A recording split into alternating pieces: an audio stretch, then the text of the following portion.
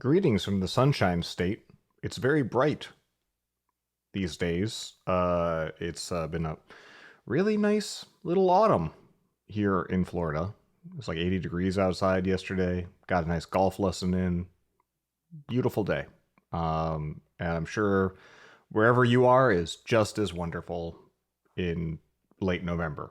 I can't imagine being anywhere colder right now. I did have my coat on yesterday morning, so solidarity. This is a program called Breaking Change. It's completely optional. This is not required listening for the course. Uh, it's only written on the syllabus as sort of like an extracurricular, but you're of course welcome to audit the class as well. So hello, I'm your professor, Dr. Searles. When I was a kid, like the only time, my dad was a really humble guy generally, but one of the only times he ever pulled rank was when I had a friend over. You know, I'm talking like young days, like 6, 7, 8 years old. If I had a friend over and they called my dad Mr. Searles, he would always correct them Dr. Searles, being a dentist. And it was a weird flex. Granted, becoming a doctor of any kind is very difficult, takes a lot of time, and of course that title is bestowed and has cultural significance. Of course, that I'm sure has faded somewhat. I'm a 40-year-old man now, and I'm still very careful to call the my medical providers who are clearly younger than me and sometimes dumber than me doctor out of respect. But no, I'm not Dr. Searles. I don't have a PhD or a real doctorate. But I have been seeing some doctors lately. This is version 47 of the show, titled Turbinately Ill, because that's what I am. Although one of those is not a word, but I liked the turn of phrase. I'll explain that in just a bit. Yeah. So let's see what's going on. What's new in the Searles household? Let's see. My brother sold his house, stayed with us for a bit. Is traveling, enjoying freedom. Becky is she has finally cleaved herself from Google's grasp. She had as part of her buildwithbecky.com to betterwithbecky.com transition last year and going from like a Google Docs driven business to a bespoke application that a very benevolent benefactor just built for her for free. It's weird, for like 10 months of his life, I hear. Uh, Now that she's on that platform, the Google Workspace was sort of a vestigial $8 a month just to kind of keep all those documents and stuff preserved. Because of course, spent a year and a half of her life building out this gigantic fucking corpus of sheets and docs and things. And of course, if you think in terms of files and folders, like a lot of programmers do, and you think in terms of like, okay, so like you open a file and it's full of bits, and those bits have a particular encoding or format that can be decoded into meaningful data. But of course, that's like not what a Google Doc is. A Google Doc is an ID that points to some record in some key value store in Google's hellscape of a database of databases. And so to back up such a thing is a vexing question. And of course, she had done this in the past in previous attempts to kind of divorce herself from this Google Workspace, or at least just to have a hard backup, right? But of course, what that does is just creates PDFs or docx Word files that are like lossy in some way, because like, a docx file is a Microsoft Word format, and it's not 100% like for the features of Google Docs. And of course, it's even more divorced in the case of the Sheets application, because that's very different from Excel. Even though it's mostly a subset, all sorts of things will break.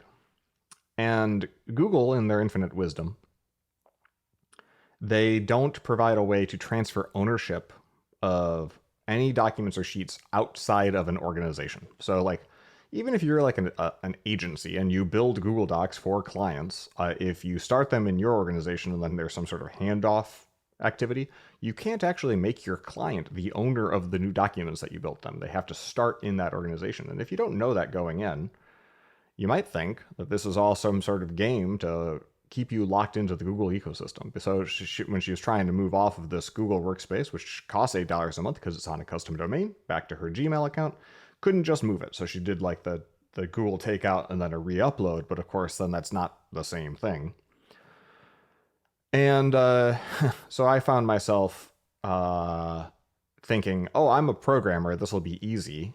Some combination of me and ChatGPT Pro and my wiles will be able to coerce this into some sort of graceful transition. So 2 days of my life elapsed.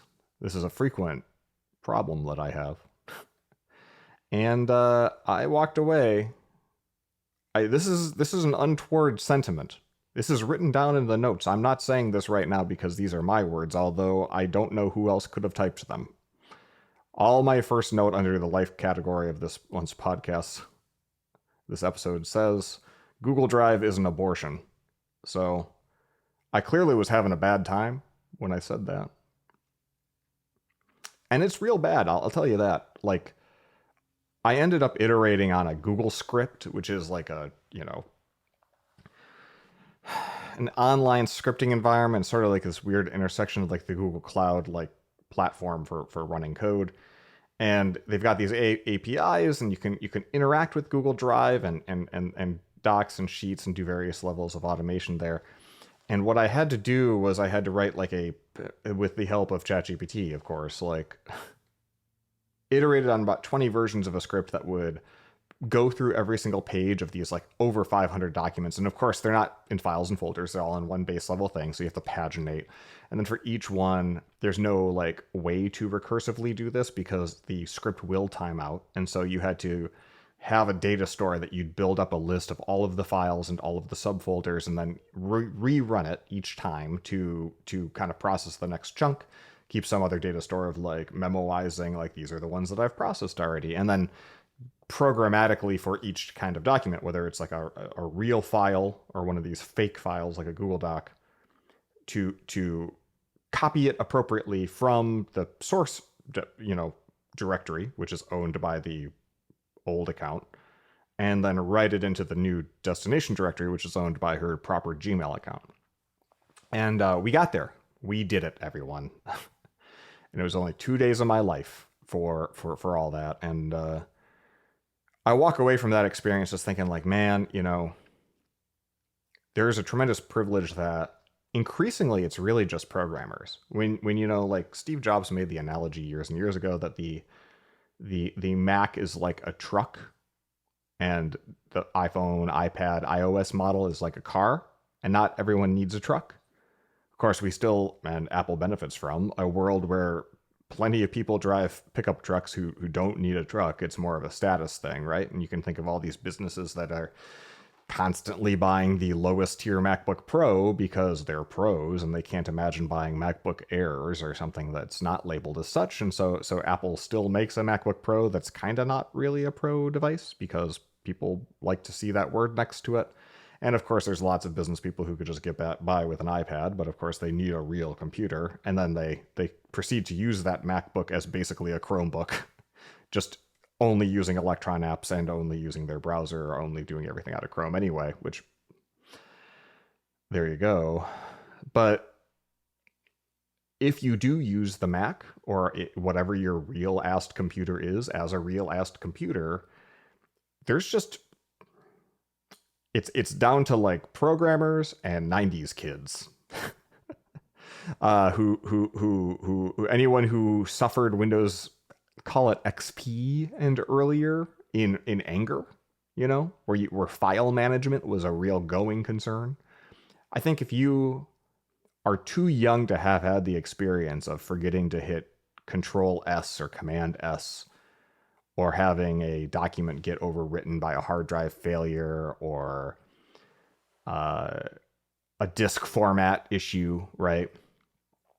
If you're too young for that, if you haven't been burned by that, then the idea of learning how to hierarchically organize files is its own, it's unlikely that like you're just hardwired into thinking like it is my responsibility as an adult to maintain a clean hierarchy of all of the data in my life so that I know when I'm looking for, let's call it, uh, records of whether or not I prepaid my property taxes last year, that of course that's going to be in documents, and then under finance, all lowercase, and then underneath real estate, and I use kebab case, so real dash estate for all that, and then under real estate, taxes, and then, there you go. But most people aren't that way anymore, and most people, they just have that one big fucking directory stew of absolutely everything all in one place. And I look at that and I get heart palpitations. We've talked before about how my heart rate resting is like 40 beats per minute, so it'll spike and hit like 55. And one wonders, is it just that most people who kind of come up of this era, or who otherwise embrace the sort of Google Docs, everything's just a big soup of bits out there of unstructured, semi-structured data, and if you want something, you'll search for it, or if you want something, it'll surface recents. And it creates all these uncomfortable, call it just unintended consequences, where sometimes things will just get duplicated. And you'll have like 2 or 3 or 4 or 5, or in a couple of cases, I saw like 24 documents that were all the same document, but just duplicated at different times for different reasons.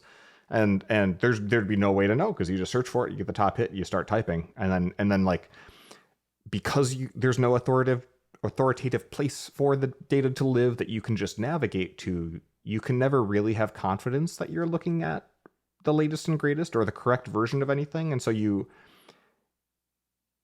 when we talk about something being lost in people managing real-assed files that have real data in them that they can back up and restore and look at and scrutinize, there is this abdication of not responsibility, but of one's agency over just like what even is their data, like what even, because you're basically just giving to the cloud. You're saying, well, cloud, take the wheel, load what you're going to load, and if something's missing, I guess I'll just blame myself or blame the weather up there in cloud land and not think too hard about it again.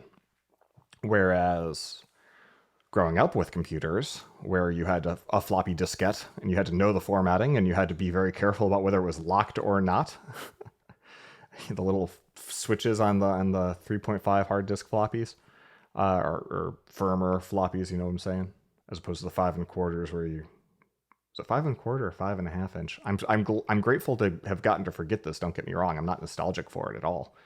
But if you fuck that up, your stuff was just straight up gone. And now everything just sort of exists online in this nether state of mostly broken, but not demonstrably so all the time. You just kind of have to hope. And yeah, there's a lot of hope going around in the household from a technology perspective right now. Another one is Spectrum. Spectrum is like one of these gigantic corporate mergers that makes no sense, because so if you have Spectrum in New York, you actually have Spectrum parentheses Time Warner. If you have Spectrum down south, you probably have Spectrum parentheses Charter. And then depending on specifically where you live, it might be that like I've got Spectrum parentheses Charter sub parentheses Bright House, which was like the ISP before the ISP in terms of, and it's all some manner of like a combination of corporate mergers and branding agreements. And that kind of doesn't matter, except for the fact that even their internal organization has so many divisions within it that the left hand doesn't get to know what the right hand is doing. And so I think I had to call 8 times over the last 3 weeks to ultimately get something fixed. I built this insane amount of tooling to just try to suss out, is my internet working? Because my internet would go down 3 or 4 times a day, and it was going down at like the router level, like, and my Unify stuff could all see that there was like a proper outage. So that's helpful when that happens. But like, there were just plenty of other times where it was just straight up shitty.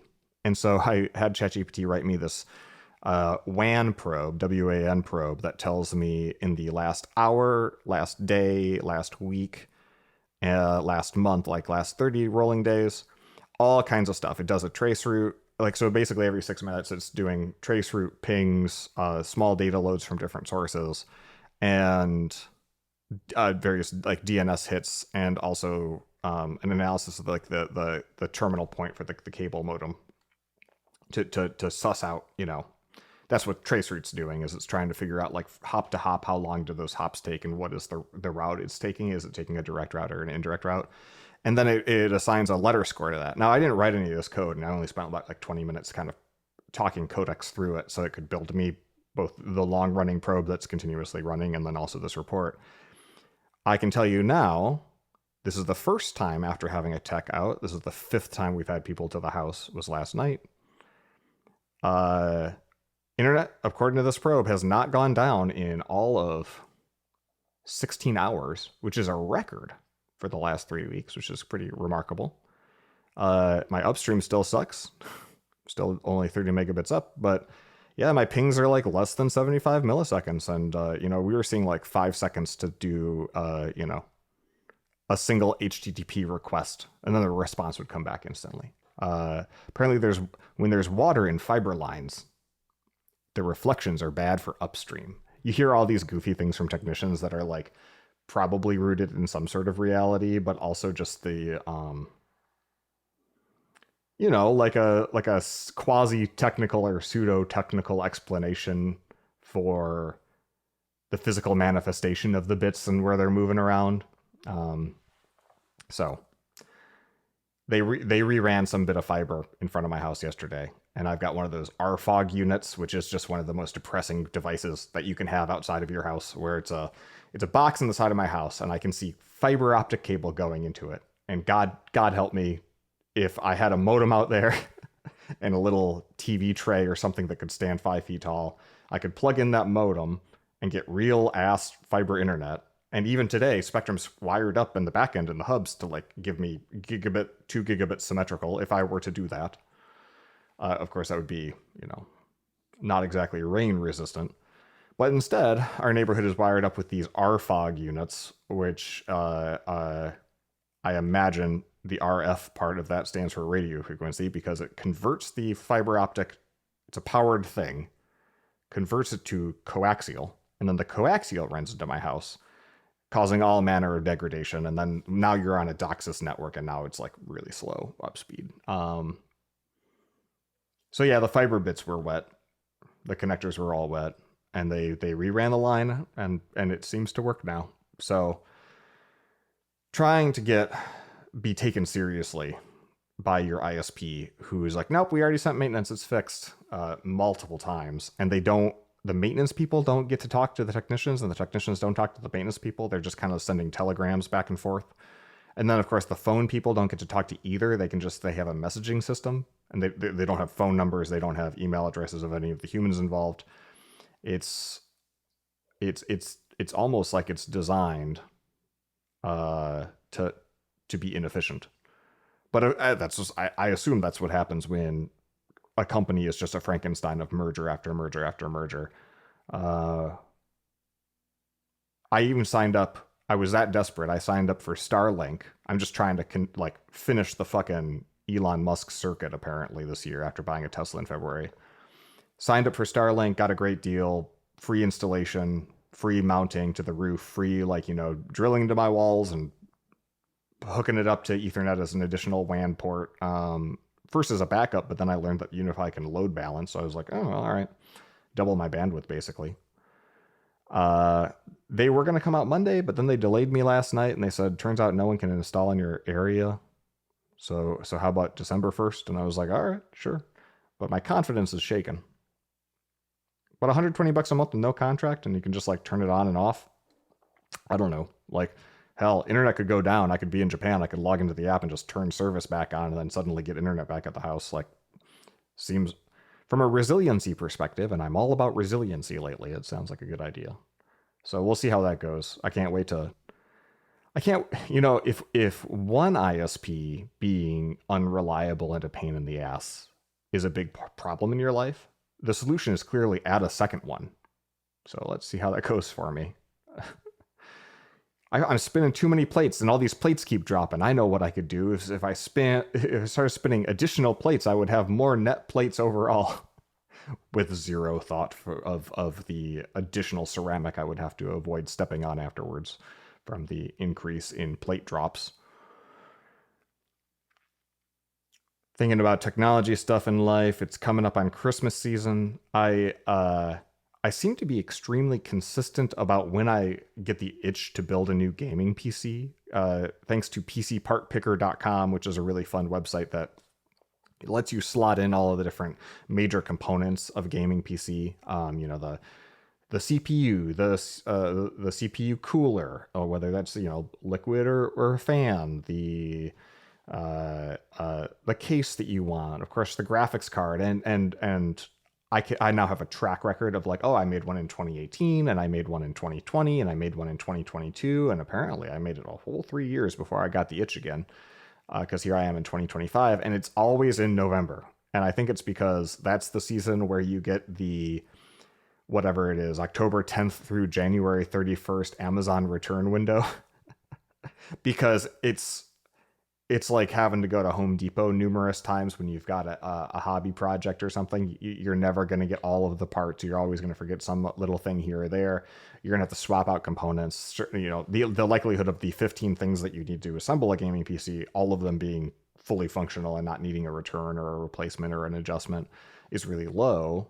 And so having that generous return period makes it feel like, additionally, theoretically, you get Black Friday sales, right? And so I got ahead of the deal. I was like, all right, we're going to order some components, but I'm going to set up camel warnings because I got everything on Amazon for alerts if there's any price drops. And I was like, surely there will be price drops because Black Friday cometh. And here we are. Granted, it's not Black Friday yet. We got 5-6 more days. Maybe something will drop in price. But worryingly, a couple weeks hence, not a single price drop. In fact, I go back and I check the same components, and like several of them are up 5 to 10 to 20%. Especially the RAM and the storage and the graphics card already. I'm like, man, And we'll see. I'm really interested, actually, because there's always that sort of conspiracy theory that is true, that the prices are jacked up right prior to the major sale events so that they can brag about the percentage decrease. Oh, it's 60% off because we increased it by 40% over the previous month to make that more dramatic drop look impressive to you. It could be that, and we'll find out on Black Friday but typically like Black Friday starts about a month ago, and sales have been getting worse every single year. But this year in particular, it just seems like price hikes are on order. Everything is more goddamn expensive. Thanks, Biden. But I think these tariffs combined with the demand that the AI investments are having on DRAM prices and GPUs is just, it's gnarly, man. Like this PC is going to cost like 2.5 times, 2 times or more than what I'm used to and just a few years ago. And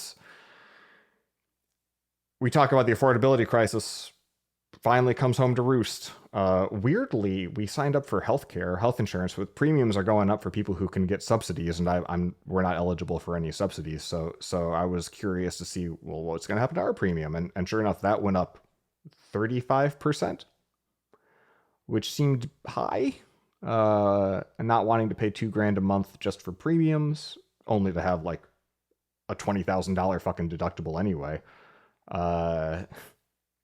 If you're not in America right now, and this doesn't make sense to you, count your goddamn blessings. So I changed, and I found actually a better, like an equivalent network. All of our doctors are in it. Still a PPO kind of thing where you can just go wherever you want. You don't need a referral. The premium is like 30%, 20% less than the current one already was, so it's a discount, and the deductible is less than half, like 60% lower. So that seems like a real good deal. So can't wait to see how that goes for us. So signed up for that, and then I just took those savings and put them straight into a GPU. because I'm sick in the head. I am sick in the head. In fact, that's a great segue. When I say turbinately ill, I've been one of the many sagas that longtime listeners have been dragged through the mud listening to me ramble on about in this program.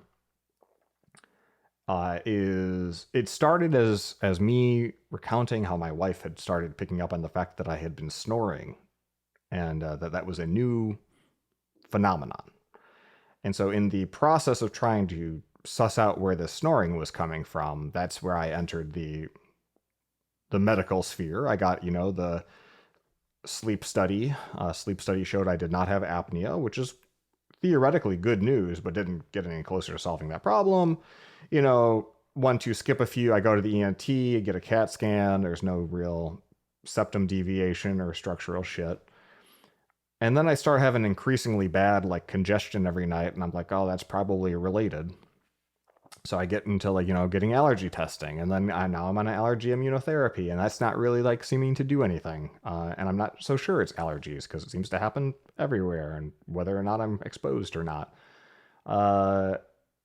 I finally got a real diagnosis from somebody who had any degree of confidence that they knew what my problem was. My first ENT, I felt like, was kind of dismissive and uninterested in actually diagnosing me, now that I think about it. Like me, was just a fast talker and more interested in hearing himself give the same fucking explanation he's given to 2,000 patients before than listening to a word that I said, which is a little bit of a tell. Probably exactly how I would be if I was a doctor. One reason among many that I went into this podcasting game instead. New doctor, younger than me, for sure, but I was sure to call him doctor because like I had a whole list. I like the stakes are high now because I have not been able to sleep through the night for 9 months because I can't fucking breathe, because I wake up in the middle of the night with both of my nostrils stuffed. Not a mucus, just no airflow going through them. And then, of course, when you wake up like that, you get really scared, which is not fun. And when you're really scared and your heart's racing and you're like, fuck, can I not breathe anymore? And it's the middle of the night and you're groggy and stuff, and there's nothing you can do to like breathe better. And sitting up doesn't help. And, like walking around doesn't help. And it's just like, that's just how you are now. That stress doesn't decrease whatever inflammation is causing it, right? And certainly doesn't calm you down and make you chill and make you want to sleep. And so and then of course it makes you want to stay up later because fucking sleep is a disaster, right? And so I actually ended up seeing a sleep psychiatrist to like work through some of the psychological side of that, which was great. And it was very effective at everything except for the core root cause issue of my nostrils are stuffed every night. Anyway, saw the doctor, and he was just like, he listened to me because like, for me, it's high stakes. I'm like, this is really important. Here's the 25 point, and he kindly half listened, and I could tell he was half listening. So then I learned, like, I read the room and I shut up, and he's like, oh yeah, let me just get in there. And he looks up into the scope, and then like 5 seconds later, he's like, yeah, your turbinates are huge. You got huge fucking turbinates, a big fat fucking turbinate face. I was like, okay, well that's a little racist, but go on. And a turbinate is like now for people watching the video, this will be very helpful. It's like the little like things, they're inside your face. They're back here, like you can't touch them. If you go up the nostrils, you can kind of poke at them like that. Those things, they come in different sizes. There's I think it goes from like extra large, medium, small, junior, extra small, extra small, sexy low rise are the different sizes of turbinates that you can get in your nose. And I got just like super fat fucking turbinate size. And my nose is like just merely a large. So he's like, that's all out of whack. And he's like, here's a nose spray that'll actually work. And he got me that. And I've been using the nose spray for a few days, and holy fuck, like breathing is great. I strongly recommend breathing. Breathing is great all day long. It's great when you go to sleep, because then you can stay asleep because your body can continue that autonomic process of filling, putting gas in your lungs and then exhausting the bad gases out of your lungs just without you having to think about it. It's great when you go on a run. So all these like everyday things that I've been doing, like walking and talking and sitting, those are all improved through the miracle of being able to fucking breathe. So even just that spray is pretty great. So Dr. Cox, thank you. I didn't make a single Scrubs joke. I wanted to badly. He looked like he had a good sense of humor, and it sounds like I'm going to get to know him better because I think I'm going to go under and get my first general anesthesia, which had to explain to a friend in Japanese. I learned so general anesthesia in English is like a kind of nonsense name. It sounds like General Hospital, like the drama. So I just think of like weird, plot lines of, oh no, that's actually so and so's twin, and everyone having affairs and stuff. But really, general anesthesia is like you're generally anesthetized, so you're just out cold, right? We fully put you under. And I was trying to explain to a friend because if I undergo this procedure, not only will I be under general anesthesia, but I won't be able to travel to Japan for 4 to 6 weeks. And so it might change some of my plans for next year. And over there, Ma Sui is the name. Ma is like drug, like marijuana uses ma. Tai ma no ma is that kanji. And then Sui is is the one for like either for a liquid or for for a medicine. I don't remember. I don't have it in front of me. But then in front of it, you put Zenshin Masui, and Zenshin means whole body. So it's just whole body anesthetic. I was like, that right. I did the Leo point. I was like, that's a much better word. So I got to go under Zenshin Masui, so I can't fly for 4 to 6 weeks. But yeah, he's going to go in there and just shave those turbinates way down to a I think a medium men's size. I don't know. I haven't seen the catalog yet. I want to make sure that he styles them well. I don't want them to be ugly or anything. I mean, if you're going to go in there, you can't see it, but it'll help with my body confidence. So yeah, big part of my life, breathing. I don't know about you, but it's like top 20 for me. That's enough life stuff for now. Let's follow up on some shit.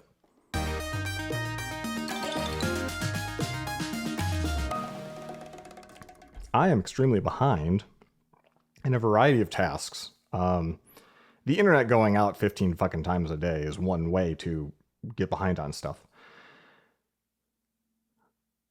Another way is to sign up for a whole bunch of things that you feel vaguely responsible for, like you should do, like what would be a good thing to do, and then you just start doing it. Like this Google Docs thing. Like I arrogantly thought it would be as simple as like, well, me, Mr. Computer Man, I'm gonna solve this, and then realize like, no, this is just fundamentally hard, and gonna be time consuming. And once you're in, it's the sunk cost thing of like, well, I could come back to this later, but then I'd have to drop all this context and like load that context later, or I could just declare defeat. But as a proud and arrogant human, I'm not. That comes with its own costs to my ego. I am still plugging away at this Posse Party application, which I announced at the beginning of the year, and which Adam over at Changelog got me on air and made me promise or made me commit to a ship date, which I was pissed at the time because I was like on a live broadcast, so I had to give him something. And I told him, well, by the end of the year. Surely by the end of the year, he said, laughing, like, haha, it is only April or whatever. So now I'm looking at it's like November 22nd. I'm like, there is a real chance I don't do this. I need to decide to be done now. Because it's working. Posse Party works for me great. And I set up Becky a couple weeks ago. And now her content over at Becky Graham. By the way, we got beckygraham.com, which just happened to be available. And I was like, that's a better domain. So we bought it and then we migrated all of her blog to beckygraham.com properly. We set up a feed. So all of her shit's broadcast into her different socials. We set up stories. So like when she posts a story to Becky Graham, it'll just post straight to Instagram stories, and then in her next redesign, we'll find a way to incorporate stories into her site. And then for me, because I'd already built that back into the Posse Party, I was like, oh, maybe I'll do stories too. And so Now, if I post a story through my new little content management system that I hobbled together, also with Codex, it's just a client-side little CMS for justin.searles.co. Maybe if you go to the website and I happen to have posted a picture of my, chicken salad sandwich or whatever, that'll be at the top in a little squircle or circle, and you can just tap it, and there's a little stories player, and see, I think right now it's just a video of a self-driving little robot Roomba lawnmower that they have at the golf course. And I think they're really cute because they're just autonomously mowing that lawn all day fucking long. And they know how to do, the different levels of grass for the putting green and the chipping green and stuff. It sounds actually way smarter than trying to get a human to do it manually. But I'm sure that's a job somewhere that is lost to AI. Ugh. Anywho, all that to say, I'm really doubling down, and I've been, my newsletter is now 3 fucking weeks late. I started it, but I keep getting distracted by just really wanting to be done with this posse party thing. And I'm going through all of the stages of grief that you go through as a project team at a real company, where you start with these like iterations, and they're always a week long, and then they start to spread out because like shipping gets slower and you all get sloppier about discipline. Started doing test-driven development, then you start doing, well, I'm just going to test kind of tactically here and there. And then as your discipline breaks down, as you get more depressed because the project is getting later and later and later, of course, that comes back to bite you in the ass. And so then you have these stabilization releases where you just like, you rage over all of the mess in your code base, and then you start to clean up all at once. But now it's like been 2 weeks and you haven't shipped anything new, and you're like, oh fuck, I'm even more behind the 8 ball because I spent this time cleaning. And then you feel shame and aversion, and then you go find literally anything else to do, and you just procrastinate, do some other thing instead, and now you're even further behind. The anxiety starts to build, and then you're like, you know what? I'm gonna take a day. And then you take a day and you play some video games, and you're like, man, I feel a lot better. And then the next day you wake up and you're like, fuck, I'm even more behind. And so then you're like, all right, we're really gonna buckle down now. You're a piece of shit. You're going to get this done, and you're good enough, damn it. This thing works. Just goddamn ship it. And then you're like, I'm going to just goddamn ship it. And then you realize, I don't even know what that fucking means anymore, because I was going to build this as a hosted application. I was going to charge money for it.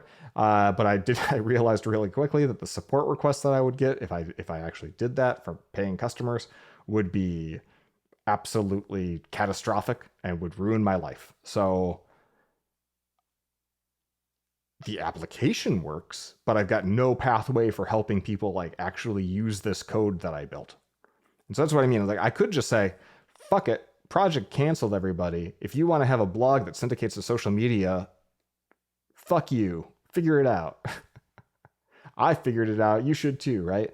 But that's not like, first of all, it's not what I'm about, but it's also like, it's a huge waste of potential, because the point of software is that it is free to copy and reuse in as many ways as possible by as many people and as many contexts as possible. And the thing holding back Posse Party from being usable by anybody is right now it's tightly coupled to one particular deployment. And you could theoretically deploy it elsewhere, but it would require a lot of arcane knowledge and manual steps. And so getting it to a point where I can, just have a simple run this curl command in a VM on a server that you host deployment story, to have something that simple, and then an update story, right? So like when you want to update to the latest version of the code, you just run this one liner. When you want to back up your database, you run this one liner. When you want to restore your database, you run this one liner. Like things like that, those transactions that people, when you want to connect to like SSHN, right? Or like run the Rails console and inspect your own database. Like I want to be able to have answers for that for like the major hosting providers, so that anyone who comes across and that says, I want to do Posse Party, is like, oh yeah, sure, here, get a $6 a month thing on DigitalOcean, and here you can run it and maintain your own, right? And then I imagine we'll see how it goes. I might just turn off GitHub issues and tell people if they want help to email me, and I'll have that kind of like some sort of append log in an FAQ somewhere. But yeah, I don't know exactly what the launch and the deploy is going to look like, but I'm in the throes. I as of this morning, I'm at the point of app is kind of sort of running in one of these generic Linux hosting sites. So I'll probably move myself off of Heroku onto one of these so that I am dog fooding the like main deployment pattern that I'm going to be recommending to users first. And once I've got that under my belt and everything's looking good, then I'll start to beef up the documentation. And once that's documented, I think I can probably let it rip. Of course, then there's the documentation of like, you know, how do you set up all of these different social media accounts? Because then the next step is you got to go and figure out, how do I create a project for LinkedIn so I can get the API keys that I need, and how do I renew that credential every now and then? And most of those things are built into the application, but they're not well documented. So there's a certain number of things you got to click in, like the Facebook developer portal if you want to set up Facebook or Instagram or Threads. And they don't make it all easy, and it's not clear. And the better I document, the more brittle that documentation is, because all these links fucking change all the time. So the documentation piece for that will be challenging, but once I'm at the point where I know it all works and I can just run these 5 commands, I think that the documentation, I'll be able to sort that out, right? So, and that might be a thing where if you are following the Posse Party stuff, and I didn't start this by explaining what the fuck this is, but like Posse Party is an application that you will be able to host that will you give it your Atom feed, your site's feed, your XML feed of all your entries, and then it will read those and convert them into some object called a post. And then you can connect one to, I guess there's 8 kinds of social networks. You can connect to your favorite social network with API keys, and those are called accounts. And then for each account and post, it'll generate a cross post and then try to post that cross post to the social network so that people who are, I don't know, your Twitter followers or your Blue Sky friends, they'll see a link and then they'll go and find your blog. So that's what the app does, and it's very close to being able to do that for you too. So if you're following along, sit tight. If you're an early adopter and you go through whatever documentation I poop out the other end, I would greatly appreciate pull requests and nitpicks for, hey, I need this, or add a screenshot here, or whatever the case may be. I don't plan on doing like a really fancy homepage for it. And since it's free, one would hope I don't need to, but we'll see how it goes. Yeah, a few weeks behind on the newsletter. It's important to me not to like shirk my commitment. It's a monthly newsletter. It's called Searles of Wisdom. You can sign up at justin.searles.co/newsletter. I've had one person sign up since we started this conversation. I won't read them on air because that would be really bad. Don't do that. I want to do it now, but I'm not gonna. His first name's David. No, shit. No, I shouldn't do that. It is, though. The newsletter being this delayed makes me want to say, oh, maybe I'll just not do it this month. But then I would rather write out a newsletter saying, hey, everyone, I suck. You get 2 sentences. Here's a limerick. Here's a picture of a tree. I'd rather do that than just straight up ghost you for a whole month. Or apologize and ask, hey, can I just have this month off, everybody, right? And apologize for my existence that way. So I need to learn how to like write less and how to like lower my ambitions, because some of these newsletters have gotten away from me. But this month I actually have a pretty good one. It's simple, it's straightforward, and it's half written. This month the problem is that like I am just so much more focused on getting Posse Party out the door, and every time I get close, the internet goes out, and then I get mad, and then I go and just go for a workout, and then it's like, all right, there's another day off the calendar. So it's been a tough November, and 1,000% of these problems are of my own fucking creation. I could stop all of it right now. I could just say no. I could just stop fucking trying. Why am I doing this? I make no money from any of it yet.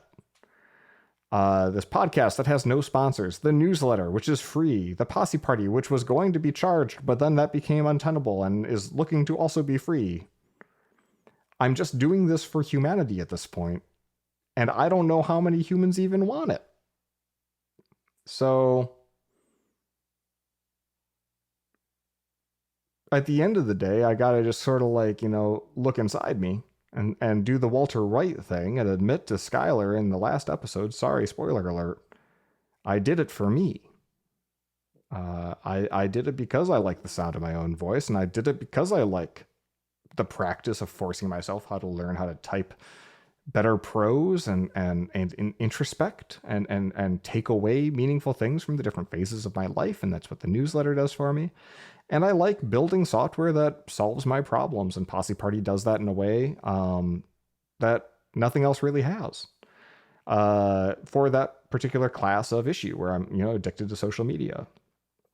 And by leaning forward into building stuff that solves my own problems, you lead to little corollary problems, and then you can build solutions for those. Like I never set out, I never would have thought that I wanted to build a content management system for my blog until I just had the idea that it could be a static site like my normal one and just use local storage to store API keys to GitHub and to S3. And now it's actually so much more pleasant just to use that than to use the kind of janky ass series of shortcuts that I've been using. And this iOS app called Working Copy, which is like slow, sluggish. None of it's ideal. And now it's like if I want to fire off a take, it's two taps. It's super fast. And I don't need some server running somewhere to do it. I don't need to build an app for it. That kind of thing only happened because that was like 4 problems deep in the stack.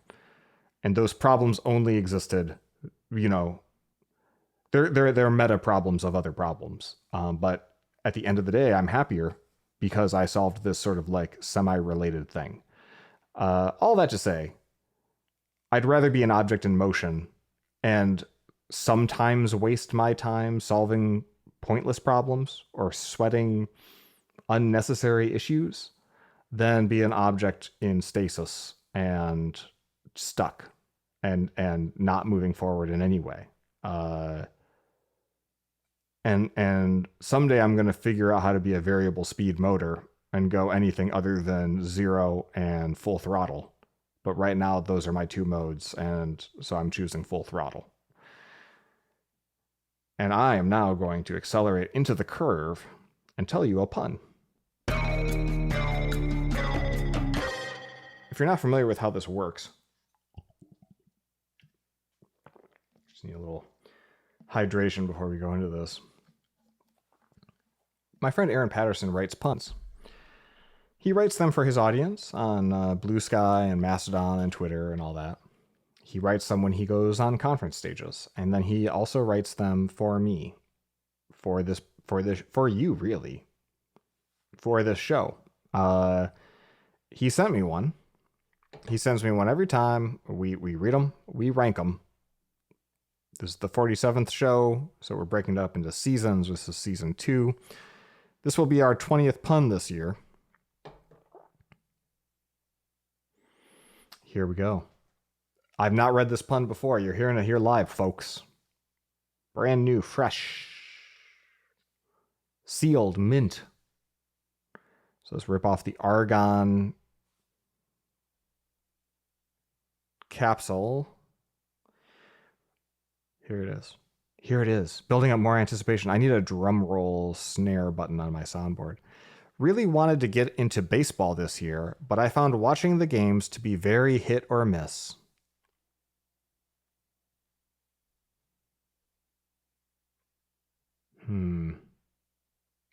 Really wanted to get into baseball this year, but I found watching the games to be very hit or miss.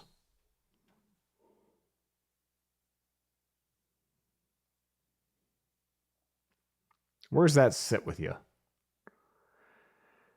I mean, it's tractable. It's pretty clear what the pun is, I think, unless it's operating on some level I don't get. In baseball, you hit balls and you miss balls. It's not super clear to me how watching a game can be hit or miss. Does he mean like regional blackouts? Like it's not on TV? Does he mean it's sometimes fun to watch the games and sometimes not fun to watch the games? I don't know. It's just not. It seems like all this has is the word baseball and then the expression hit or miss and then needing a thing that was hitted or missed did. I would say that's low tier. So let's pick a low one near the bottom. Start from the bottom so you only work your way up. Worst ranked of this year so far. The least, Aaron would defend himself. He would say these are all very good puns. So the least very good pun from this year. I heard YouTube is hiring tons of fish lately. Apparently they make good streamers.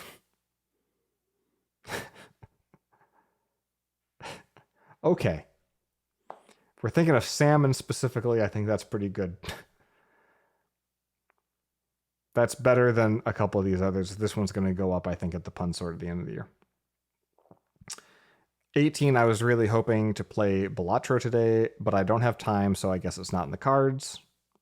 Also, similar to this pun, but stronger than this pun. 17, I think, probably gets points just because it's so short. Eating cherries is the pits. I do love, as a Michigander, I love cherries, though. Traverse City. Yeah, Travis Point is a country club in Michigan. Traverse City is a real place with cherries and a cherry festival. And cherry wine that's not very good. But I'll drink it. Yeah, you know, I'm going to say this is number 20. I'm sorry. Mostly because I think the streamers one is growing on me with age. So we're going to say this is version 47, 20th pun. That'll be easy to update in the markdown because I'm just appending it. Yeah, that's all we got to say about that. Let's take back our Saturday and just keep the good times rolling. And we're gonna get into the news.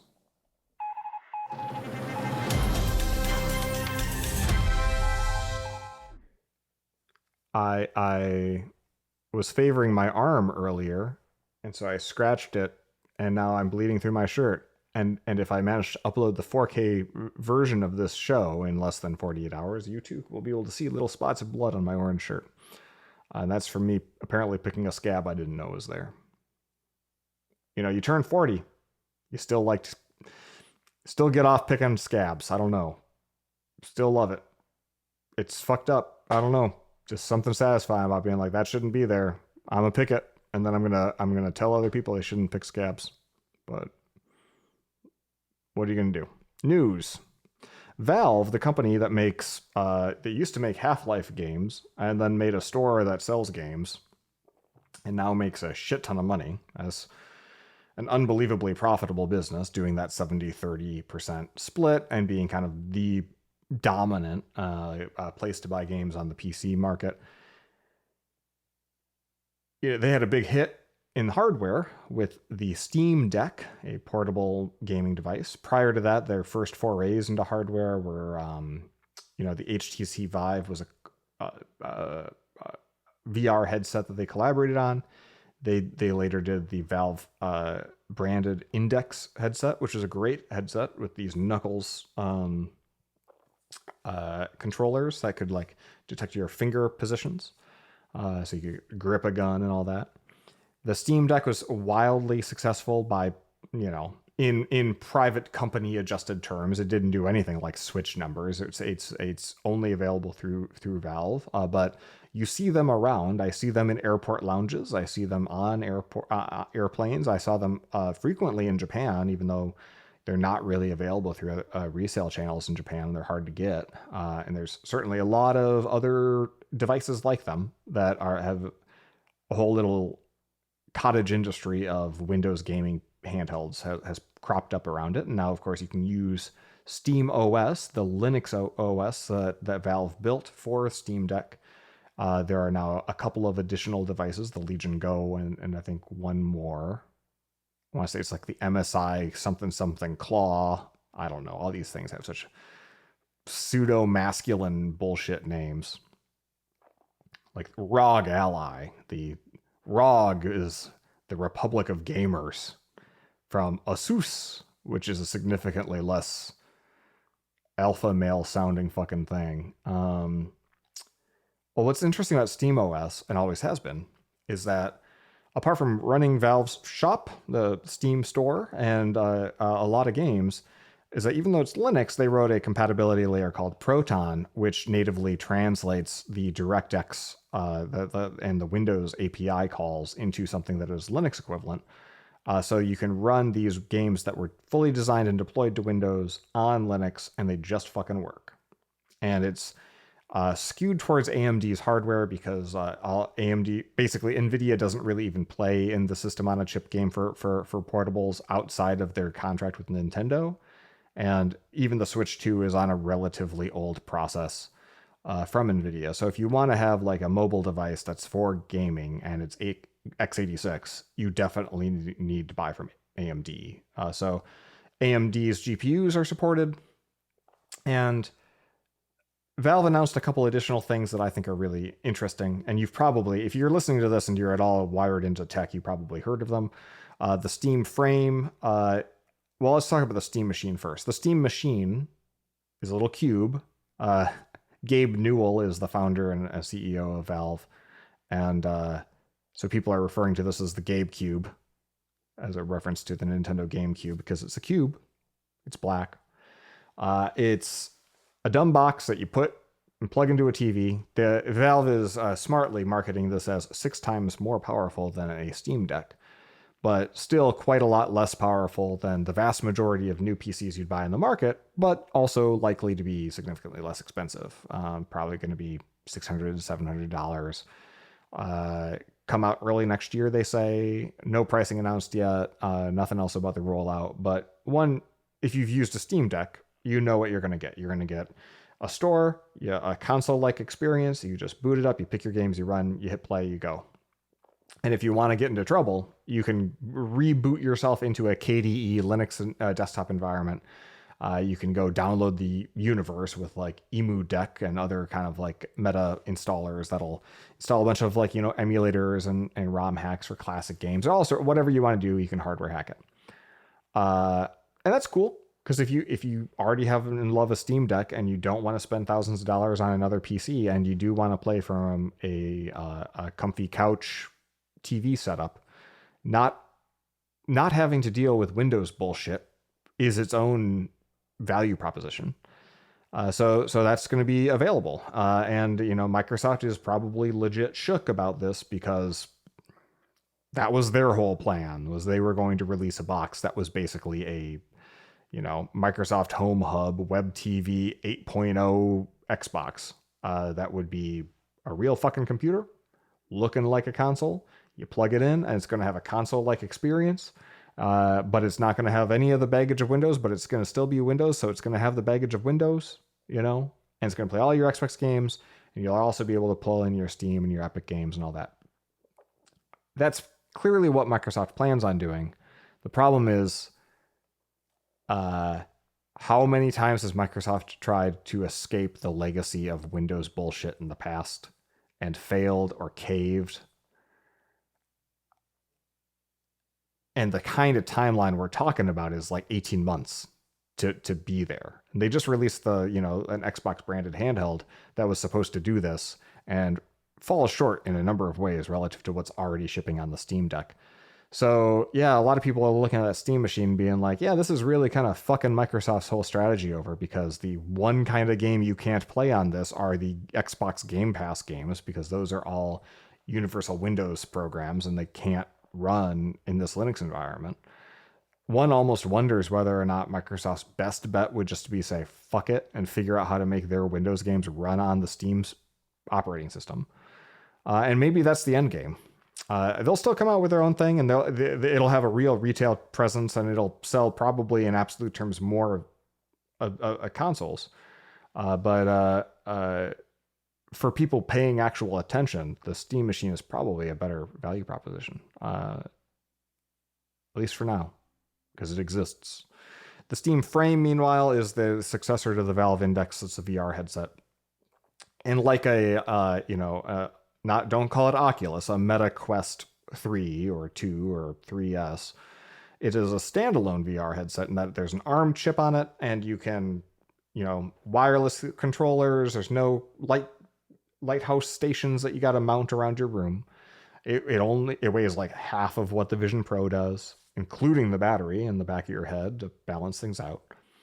And because it's got an ARM chip in it, you can technically play games, install games from the store on it. And what's so amazing about that technically is that Valve had to invent yet another translation layer in so doing, where because it's an ARM processor and x86, which is like, what runs most Windows PC games, is a totally different architecture. They built an efficient translation layer for all those CPU instructions for which they don't have like, native equivalents hard coded in, called FEX.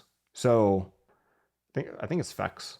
So it translates that stuff in real time. It costs about like a 10% overhead. But it's pretty fucking amazing because ARM chips are way, the performance per watt is a lot better. And there's a lot more room to grow in terms of as you shrink the nanometers, as the process shrinks happen, there is more efficiency to be gained, whereas there's certain points of diminishing returns that have been reached just because the x86 instruction set is so complicated. So that, having that translation layer figured out, and they're the first people to really do it outside of Apple with their Rosetta 2 translation layer for their ARM-based Macs. But this is specifically focused on gaming. And so like, they whereas Apple just sort of like punted and does their own thing with this metal stack for all of their 3D processing that they expect game developers to adhere to, Steam engaged a company that basically rewrote all of the Vulkan drivers that they would need to run AMD, hardware that's coded for the x86 platform onto the Steam frame. And that's, that is work that had to happen sooner or later, and now that it has, it means that maybe the next Steam Deck will also be an ARM chip, which might mean it has way better battery life, or just more, headroom for performance in the future than the current AMD-based stuff. So that's pretty cool. But no one buying the Steam frame or looking at that seriously should be wanting that. It is a better store than the Meta store for sure, don't get me wrong. And if you're on a plane or something, something's better than nothing. But really what this is a streaming device where it's going to have a dedicated dongle. So you don't have to fight with your home network. You plug in this USB-A dongle into your real gaming PC, and you'll finally have a performant wireless way to play VR games that doesn't require a bunch of cables, doesn't require a bunch of configuration fuss, is lightweight, has good optics. And one of the ways that they're accomplishing that, other than this, almost magically fast Wi-Fi 6E dongle that pairs just with the headset, where all other network chatter is happening over the normal network. One of the ways it accomplishes that is not through foveated rendering, which is like a custom pipeline for, you look all around the screen and it uses eye tracking. Vision Pro does this. So if I'm looking in the upper right, Vision Pro knows that it can, in the rendering pipeline, throttle down the level of detail with which it renders the bottom left of the screen, because it knows I can barely see that. So if it looks foggy and blurry, that's actually more realistic. So it'll save that processing time and focus only really on accurately rendering the stuff where my eyes are looking. Problem with foveated rendering is that the game needs to be aware of that, because rendering pipelines were built on, the idea that you're rendering a whole rectangle. And so if you want to render parts of that rectangle with greater detail than others, you need to build that into the pipeline of like how these pixels, how these shaders get applied to these triangles. And that's real work that the developer has to do, and that the engine that the developer is building on has to be able to provide. And it's just too niche of it. VR gaming is too niche to warrant that kind of work typically. So what Valve cooked up is what they call foveated streaming. So you'd still need a device, a computer that's strong enough to be able to run the whole, run the whole rectangle, render the whole game. But all that gets streamed to you is just really, really sharply what you're looking at. And then as your eyes dart around, the streaming is fast enough and low latency enough to be able to stream in high definition, whatever you're looking at, and in lower levels of blurriness, the stuff that you're not. All of that stuff, like from a technology perspective, is really, really cool innovation for such a company that's as small in terms of headcount as Valve is, and it's clearly like they put a lot of love into these things. So reason I dive right into talking about the technology is just so we understand like what are they.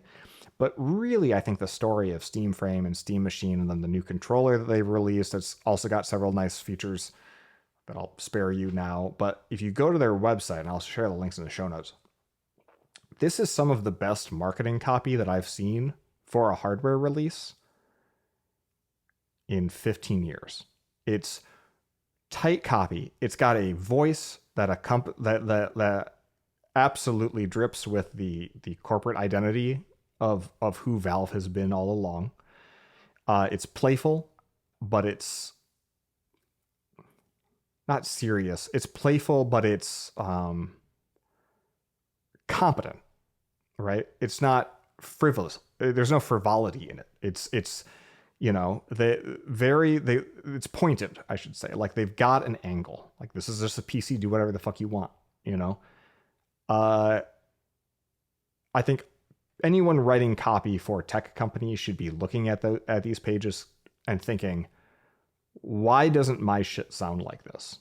Not like this specific voice, but like, I guarantee that wherever you are writing marketing stuff for tech, whether it's video or whether it's copy, it is very unlikely that you're writing anything that's as clearly differentiating and tied to a brand as like how both the copy is for these as well as the announcement videos that they did for these. And the announcement videos are also phenomenal. I would actually love to know who they contracted with to do the video work, because A+, it is just really, really good stuff.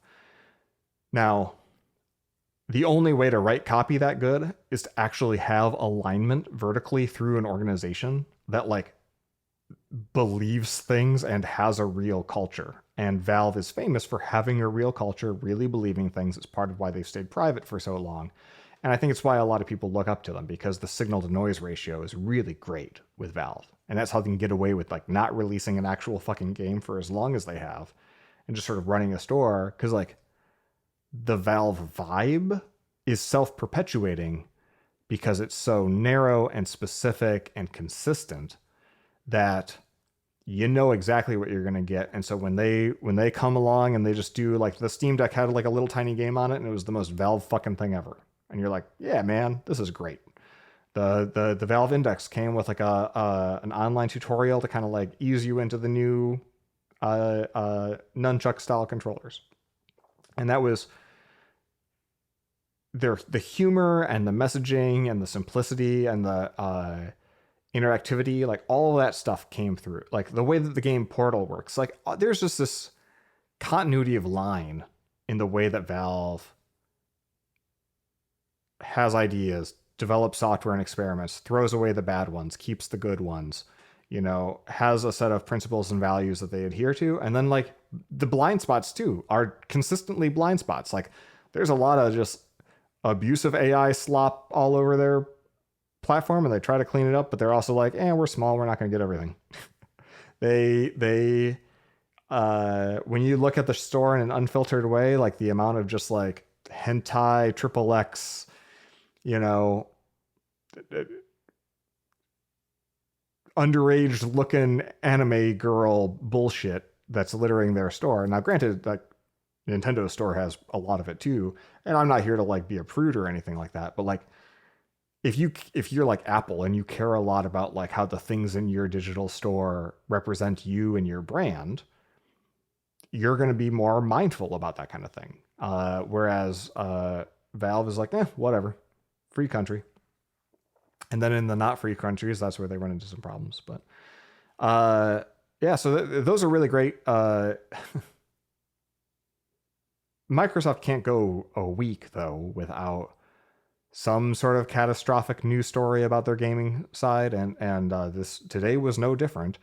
There's a report in Video Games Chronicle, increasingly the only website reporting video game news.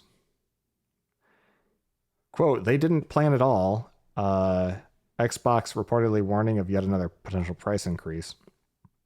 So, according to a report from Moore's Law is Dead, if you still want an Xbox for some reason at the current pricing, those prices could go up soon. Of course, you shouldn't buy an Xbox, period. Don't worry, nobody was anyway. But they keep jacking the price up because components are going up and because they know that their strategy is changing. But yeah, DRAM prices are basically through the roof because Samsung has signed a contract to devote like half of their DRAM capacity to OpenAI. And so if you're like me building a gaming PC and you're like, I feel like this is twice the price for RAM that it would have been. And then you look at the prices 3 months ago and you're like, this is literally twice the price of RAM. That's not tariffs doing that work, but they're not helping. So yeah, just two other quick gaming bits. Sony had a state of play showing off Japanese developers. It's just like a showcase of Japanese made games. And there's a game called Inkonbini, which is a nostalgic convenience store simulator. And nostalgic because it takes place in the 90s, I think. And you are a clerk who works at stocking a convenience store. The reason that it would be 90s, it's also set, clearly if you look, it's like got a parking lot and stuff. So it's like a rural convenience store, like very similar to the ones that I would visit when I was in college or when we lived in Nara Prefecture. So I experienced nostalgia for this, right? I'm not Japanese, but like, why would you make a retro one, right? And the answer is that increasingly, if you go to Japan now, a lot of the convenience stores are increasingly going to self-service registers, which they work well, but it's a different vibe. And another sign of the times is that even in suburbs, a lot of convenience stores are staffed by foreign nationals who come to the country whose Japanese might not be very good.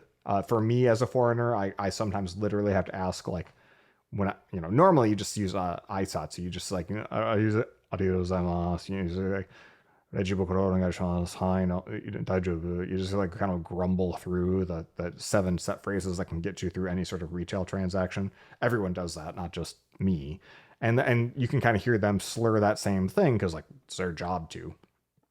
But when you have to really talk to them, you need to negotiate. It's like, would you rather I talk to you in Japanese or in English right now? And that's my experience, and I have the benefit of knowing fucking English. So like I actually might have a common language with the person. But a lot of Japanese folk, they loved convenience stores, and now I've talked to people who don't go to them anymore or feel uncomfortable at them because of the foreign presence and because of like what they see as a decrease in quality in terms of service and cleanliness and all that jazz from that change.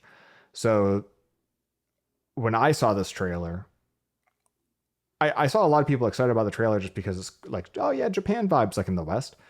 And when I saw it, I was like, oh, this is very clearly like a playing to conservative, that sort of like part of all of us that is the openness versus closedness of like this impulse to kind of close off again and go back to something that was lost. And so the things that were lost here of staffed by like local domestic Japanese people and having it be more manual and having it be rural and idyllic and rustic, like all those things are gone thanks to automation and immigration, which is apparently the 1-2 punch for just global political sentiment these days. So that was an interesting trailer. I will definitely check the game out for my own sentimentality purposes.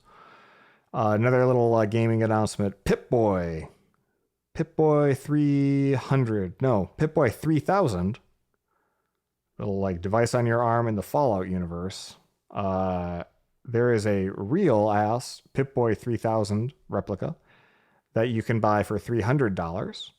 And unlike some of the games, they'll like with the Pip-Boy like will actually like bind itself to you with needles and like won't come off your arm no matter what.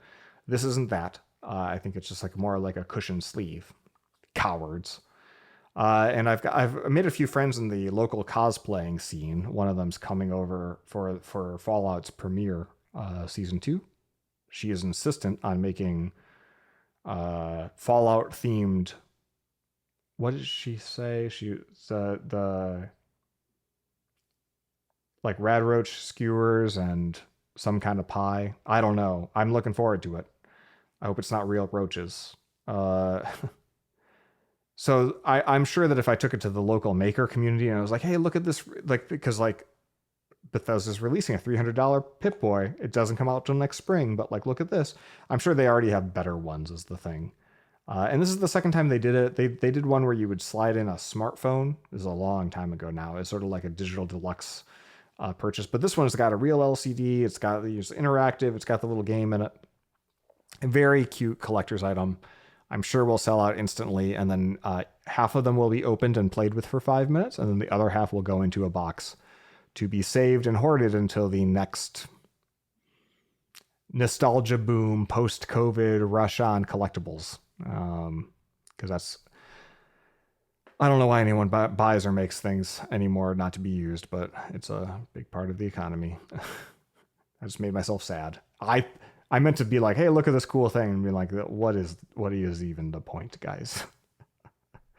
Apple finally followed through on their threat to release digital ID for the United States citizens. So if you've got a U.S. passport, I don't know if it's region locked or if it's location locked either. You probably have to have your region set to the U.S., but I'd be interested to learn if you could have your phone set to a different region. You can add to your Apple Wallet on Apple Wallet, specifically on iPhone and Apple Watch, a scan of the passport. So you scan the passport photo page, photo signature, and the little code at the bottom. Then you scan with the NFC reader the back page, which has the chip in it. So if you're one of those wackos who, for privacy purposes, put their passport in a microwave for 10 seconds to kill that chip, this won't work. Or if you have it in a sleeve, you have to take it out of the sleeve. You read both of those things, and then you do a selfie, and it's very much like setting up a Vision Pro or a Face ID. You do a selfie at different angles, and there's a automated review process to make sure that the person doing the scan matches the person with the passport.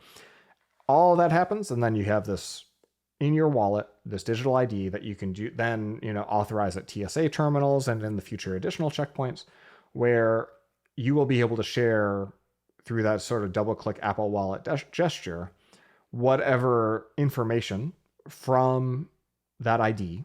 Now it includes everything from sex assigned at birth or whatever gender, stuff that you wouldn't necessarily want to share with a bouncer at a random bar, but it tells you what is being shared over that connection. So I don't know. That's pretty cool, especially for the 39 states or not 39 states that aren't going to be getting the digital driver's licenses. The fact that this will be usable at the TSA is really neat. Of course, it solves zero actual problems. It's just a neat tech demo because you read the fine print and it's you still need your passport. You still need your license.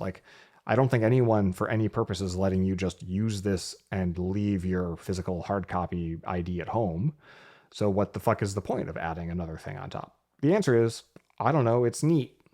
But yeah, you can experience the future today with, I guess it just boils down to a tech demo of, yes, this is a theoretical passport that has all of the functionality but none of the authority of a passport. Google, when Google releases a product, I don't know whether it's the start of a story or the end of a story. Google sometimes releases a product and then they doggedly stick with it for a long, long time. Like Google Keep, I think, still a thing. Now, I've never used Google Keep, but I think it's still in the little smattering of grid of icons in the top right of your google.com smorgasbord of apps you don't use. Google Anti-Gravity is an IDE that is yet another fork of VS Code, joining Windsurf and Cursor and a dozen others. And it strips out of VS Code a lot of the familiar UI elements because it's meant to be agent first. It's meant to be more of we're a coordinator of your agents. You can multitask us. You can set us on multiple missions simultaneously. You can, it's more of you use this place to provide review to the agent's work, which are, of course, driven by Gemini. And you can leave comments, for example, and it'll respond to those comments. And you can You can do a lot of interesting things. It made for a very impressive like 10-minute demo on YouTube, maybe longer. Maybe it was like a 30-minute. I watched the whole thing. It was very impressive. Uh, but it looked a little too slick. I pulled this thing down and next to nothing fucking worked. You know, it might have been that it was under load, and that might have been the cause of a lot of errors, but like none of them were recoverable. Had to restart a whole bunch of times. It was a very, it wasn't just that though. I mean, like the UX is not well thought out. The configurability doesn't work. You know, you change a setting, it just doesn't take effect. It's not on the real VS Code marketplace, and so you can't install most of your extensions. So you can't really use it as an editor if you use anything but the most popular extensions. Like the Vim extension is there, but like most of them aren't. And all of the features that they demoed are so undercooked. Like it looks like something that was built to give internal demos to keep a team employed, and eventually reached the point where they said, we got to release this thing. Maybe because of market pressure, maybe because it had been a long time, maybe because they just hired all those people from Windsurf and they wanted to show something for it, and maybe that's what those people have been reassigned to work on. I don't know. But they put it out, and I haven't heard a whole lot of people having a lot of success with it. I heard a lot of hype. I heard a lot of positive response to that demo. Heard a lot, several people who are like not programmers texting me about, hey, look at Google's anti-gravity thing. Like that looks like maybe that future kind of agent orchestration layer that you've been talking about. This ain't it. This feels more like the end of a story. This looks like a thing that Google's putting out to die now. Because I can't think of a single time Google released a product that was this broken that they then had the organizational patience to carry forward into a working, stable, successful product. I think it's not worth your time. Now, Gemini 3 seems to be a very, very good model and very good at coding, and I think that the place to use it is probably the Gemini CLI. In fact, that's on my list of things to work on Monday is to test out Gemini 3 and the Gemini CLI before my OpenAI ChatGPT Pro subscription goes up, because it's $200 a month, and I don't mind. Hey, like I love playing the field here. I'll happily switch from GPT-5 to Gemini CLI, Gemini 3 for a month, see how it goes, especially if it's better. You know, let them compete. But the fact that I can switch between each of these products and basically not miss a beat is just more of a sign that there's not any moat here. It's just what model is the best commodity today. It's like I'm picking fruit from a fucking fruit stand. Like, nope, you know, this month Google's pears are more ripe, right? This month Anthropic's apples are in season. It definitely feels to me like the fact that as these tools become more and more mature, all they do is become more interchangeable. And if I was an investor in the foundation models, I would be worried about that. And if I was an investor in any of these startups that are just tools on top of these foundation models, I would be worried about that, because these tools keep getting better.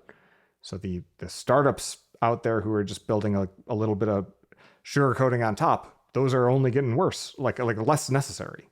So the amount of friction needed to kind of layer something on top of these subscription models from the foundation, you know, model to subscriptions on top of the foundation models, like that bar keeps going up, and startups are very quickly going to reach a point that they can't reach that bar without an inordinate amount of time and funding, and there's just not the time anymore because the momentum of these foundation models is too great.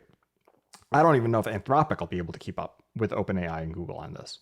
So yeah, when we worry about a bubble, like, it's not necessarily just, will we get AGI? Will we reach some point where this stuff is provably, demonstrably replacing people or better than a programmer? It's also like return on investment. If it becomes clear that there's not a big enough audience of people who are going to pay however many hundreds of dollars a month are necessary to recoup the massive fucking capital investment, we're going to be left with a whole lot of essentially base R&D that was subsidized by the investment class. And that no one can take away from us, right? We as a humanity now just have a tremendous amount of knowledge about how to build these models. And we'd be able to pick up that ball and run with it and have open stuff forever.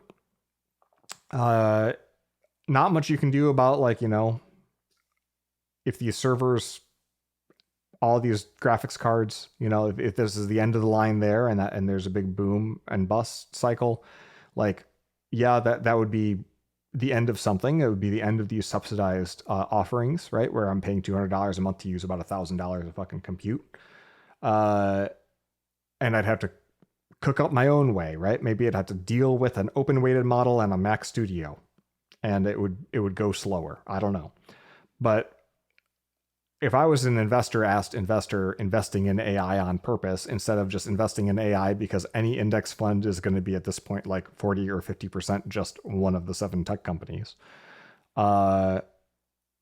I don't know. Leading indicators suggest AI is a stupid fucking investment right now. So,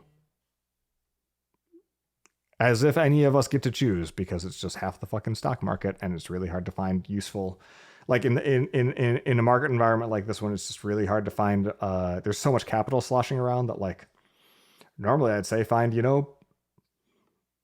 off market, cash generating businesses, but there's so much money pouring into those too that even like private equity, like all of the valuations are spiking again, right? So even though it's like everything's less affordable than ever, it's like valuations and private sales of businesses is also going through the roof because the capital has nowhere to go because there's just so much fucking money at the top sloshing around. So this is not investment advice. This is just me being miserable about the state of the economy. So I think the market is tremendously overheated. Stocks are way overvalued. These EPS numbers can never make sense, but it's become the new normal now. And a lot of the metrics that we used to use about like rules of thumb about what the market means, those are so far in the distant past that they're not really even applicable anymore. We're in this new era. And that new era is defined by a lot of wealthy people with a lot of fucking capital with nowhere to invest it. And finally, after a decade of sort of these extractive, two-sided marketplace, digitize everything into a SaaS app kind of VC funds, there is capital expenditure happening in something that is actually usable and useful. But because there's just so much fucking money, they're cranking it all up to 11 so quickly that it's going to blow up. Anyway, next up. Last thing on the AI news. Is this the last thing? I don't want to make promises I can't keep. Nope, never mind. Third to last thing. I'm going to share this link to Nano Banana Pro. If you're going to make a thing called Nano, and then the first 3-word thing, and the first word is Nano, and the last word is Pro, the middle word had better end in O. Nano Banana Pro. Sounds fine. Nano Banana Pro is a bad name. So Nano Banana, which is on its own, fine name. You throw Pro at the end, unacceptable no matter what. It is a new image generator. It is... we talk about the uncanny valley, right? Oh, this image generator, it's on the left of the uncanny valley. It's in the uncanny valley. It looks real, but unreal. And then like recently with a GPT image generation, we talk, okay, it's on the other side of the uncanny valley now. Like this is really fucking good. Or Sora, it might be getting there. Nano Banana Pro, it's as if there's another valley we didn't know about. Where, and maybe it's just because I've seen a lot of 3-dimensional pancakes shaped like skulls with syrup dripping down their heads. Which is an image that you will get to see if you click through the link. There's like a creepy valley, like this is distressing. This is a little bit too good for me, thanks. Like these images now coming out of here are they look too good. I don't want them to look this good. I could imagine a world where we run into real fucking problems. if the images coming out of this thing are effortlessly this good. Uh, man. And this adherent as well to prompts. So you scroll down and he's got a case of an infographic that he's like, hey, just explain how this GitHub repo works. And it did all the research. And then it made a really good fucking flowchart with like text that was positioned well. The compositional skills of this thing are crazy. The adherence to the prompt is really good. So if you're in the image generation game and you want to try something great, Nano Banano Pro. Get your bananos with Nano Banana. Maybe I'll ask it to draw me a banano. I talked about Gemini 3. Some people are saying Gemini 3's coding ability is really phenomenal. Really good at root causing stuff and diagnosing issues. OpenAI released, they promised they were going to clean up their game from a naming perspective, and that lasted about a week. So GPT-5 came out in August, and that was nice and simple. And then GPT 5.1 came out, and they kind of mostly kept it together. Of course, between there and there was GPT-5-Codex, which is like a coding specific thing, specifically longitudinal coding activities, where it's a little bit more adherent to the prompt and like, will do what you ask more explicitly than trying to infer. That's one aspect of how Codex is different. Another is that it's designed to deal with extremely long-running autonomous tasks where it's got to kind of like Ouroboros itself to kind of keep moving forward. Now they have released, after GPT 5.1 and GPT 5.1-Codex, a new model comes out hot on the heels, just like, what, a fucking week or two later. GPT 5.1-Codex Max. Now, Max is the name of Anthropic's whole like $200 subscription. This is not a subscription tier. It's a replacement for 5.1 Codex, and it replaces it immediately. That is just a lot better. So 5.1 Codex was really not very useful. I've been using just plain old 5.1 for all of my coding purposes. I did not have a lot of luck with it. This new 5.1 Codex Max, it's what was that cough syrup? It's like, like awful taste, but really works. Like, this is a terrible name, but it's a real fucking good model, I'll tell you that. Like, it's fast as hell, and one of the ways that it's fast as hell is it just doesn't read shit. It caches a lot of the tokens. It'll cache the things it remembers, and it won't assume that it's got to, from first principles, resolve every problem from scratch. And some people are complaining about that. But then, like, at the same time, you look at it and you're like, you get more realistic results. Like, a lot of the results I'm getting are more like what I, as an expert, would do. And I think it's because I also, part of my expertise is like pattern recognition and like being able to sort of like take into account. I read this like document a few hours ago, and so it probably hasn't changed that much. And so I'll use that. I'll maybe hold a little bit less firmly to the things that I'm just going off memory on, but be more present and more focused on the task at hand. Whereas models up till this point have been so tight-fisted about like, okay, now we're going to go read all the same documents again, make sure those haven't changed. And then we're going to like think from, absolute scratch. How would we, bake a cake? And in the process, their contexts become really bloated. They consume a lot of tokens. And then it's as if they forget a lot of the common sense heuristics that you would need to actually solve the problem. So Codex Max, for at least my coding style, is, first of all, it's making responses to me about 4 or 5 times faster. And that tightens my feedback loop, and anything that makes my feedback loop is great. But it's also, even when it makes mistakes, they're much more identifiable, fixable, quick, like miscommunication issues that I can quickly clear up. And in general, it's acting more like I would act, which frankly, maybe that's, people are reporting different experiences. Oh, this one's good. It's almost like you're commenting on flavors. It's like we're at this sort of like, everyone in the software industry is at this like communal wine tasting. We're all just sort of like, this one's got a nutty aroma. Like, what are you fucking talking about? This one tastes like chocolate. Like, oh, this one sucks. This one's great. We're all, I think, circling the drain as we try to describe our experiences with these models. And no one really knows what they're looking for, but they'll know it when they see it. And maybe what we're looking for is a model that is like us at our best. Codex 5.1 Max is the closest I've seen to a model that's me at my best. It's still not nearly fucking there because I'm fucking awesome. I'm great. I am Christ resurrected as a programmer relative to all these models because I've got a big fucking head. And my turbinates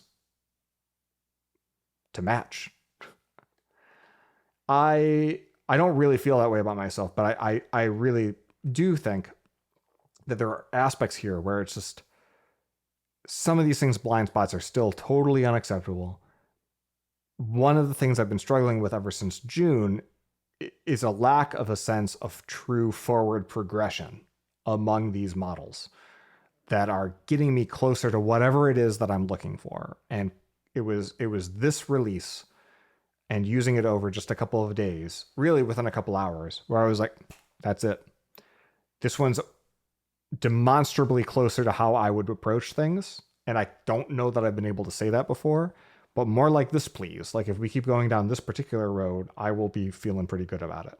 Now I'm sure there will be steps back because there always are, but it was the clearest moment for me of like, yes, this is true progression and enhancement. So anyway, I'm going to probably throw it away on Monday and try Gemini CLI instead for a few weeks, but check that out. If you've been sleeping on OpenAI's stuff, if you've been using Claude Code, now's a great time to switch. Last AI thing, mostly so I can use this phrase, adversarial poetry, which sounds, frankly, that sounds like a thing that would be a great thing to do. After dinner, you get drinks, you go to a jazz club with your wife. You sit down at one of those little tiny, too small of a table to be served anything other than a Collins glass. Like a whiskey glass would be too big for the table, and then a martini glass would be too tenuous.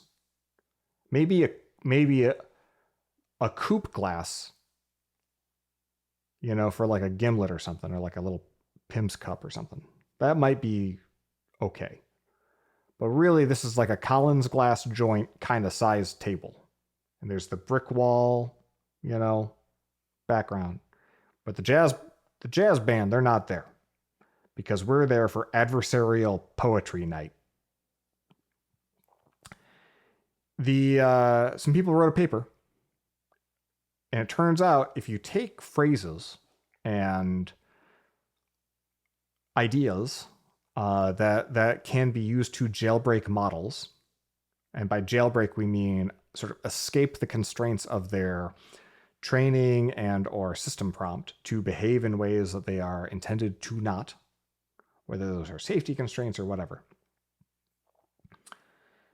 If you put them into certain patterns of prose, of poetry, I don't know poetry for shit because I haven't been going to very many of these poetry slams lately. But these researchers figured out like you can get like 90% plus, sometimes 95% plus success rates at jailbreaking out of even the most current models by flexing your English major skills at them, which is just sort of like a sweet poetic justice. Maybe some of these down on their luck authors who are going to get replaced by all of the smutty self-published AI crap on the Kindle store. They'll find new life as prompt engineers for a brief period. So I'm going to share both the paper and then also the moderately hilarious Hacker News comments about this. One quote that I liked is somebody referenced, "Anything that is too stupid to be spoken is sung." So last bit of news here, and this is just another sort of for anyone who likes to dunk, and I like to dunk from time to time, specifically on people from the crypto community who take things a little bit too fucking seriously. The there are two kinds of key parties in this world. There's the key party for people who are there to fuck. And there's the key party for the people who are there to sign. And the first kind is like everyone, couples go in, they throw their keys in a fishbowl, the car keys. You other gender pulls them out. You pair people up with whoever's key that is, and then it's swinging time and fuckery happens. And people take quaaludes, apparently. And I've never been to that kind of key party. I've never been invited. Have I taken that personally? Yeah, sure. But seen it in a movie, maybe. I don't know. I don't know if I looked at the Wikipedia page for it, but that's a thing that I'm going to type right now. Wiki key party. I want to know which kind of key party is the real party. Oh man. Top hit, key signing party. Second hit, key party. Dumb. Ugh. Key party may refer to key party, comma, a purported type of swinging event. And then the only article there is swinging, which has a really lewd Victorian era illustration. Ugh. And then key signing party, which has a similarly vulgar image of what look like some German ass neckbeards. So a key signing party, it's where people who like want to you build the chain of trust of the people who like know their particular symmetrical RSA key or PGP key for like the signing emails to establish credentials like this key represents who I am. All of the crypto stuff depends on a couple of things. Like one, like building that chain of trust. Like, hey, how this many people have signed my key, and so like this is a signal to the world that like when you get an email from that's been signed with this key, then you know that it's really from me, right? The other thing that kind of goes into that sort of like cryptography as social glue is if you got one key that's associated with who you fucking are, you gotta remember the password. You gotta remember the password. It's very important that if it's protected with a passphrase, however you store that private key, you got to remember it, because if you forget it, then you got to start all over again and go to FOSDEM and go to more key signing parties and start all building your reputation. So some cryptographers were doing some kind of parliamentary procedure election of like a group of cartographers, the International Association of Cryptologic Research. I hate to make fun because I'm sure they're really passionate about this, but Ars Technica has the story. And due to a, quote, honest but unfortunate human mistake, all of their voting on who they were going to elect that year was done through this mechanism where the three leaders would have to sign the results or use their keys to decrypt the results in a secure way. And one of those three leaders forgot their fucking password. So everybody voted, and now they don't know who won.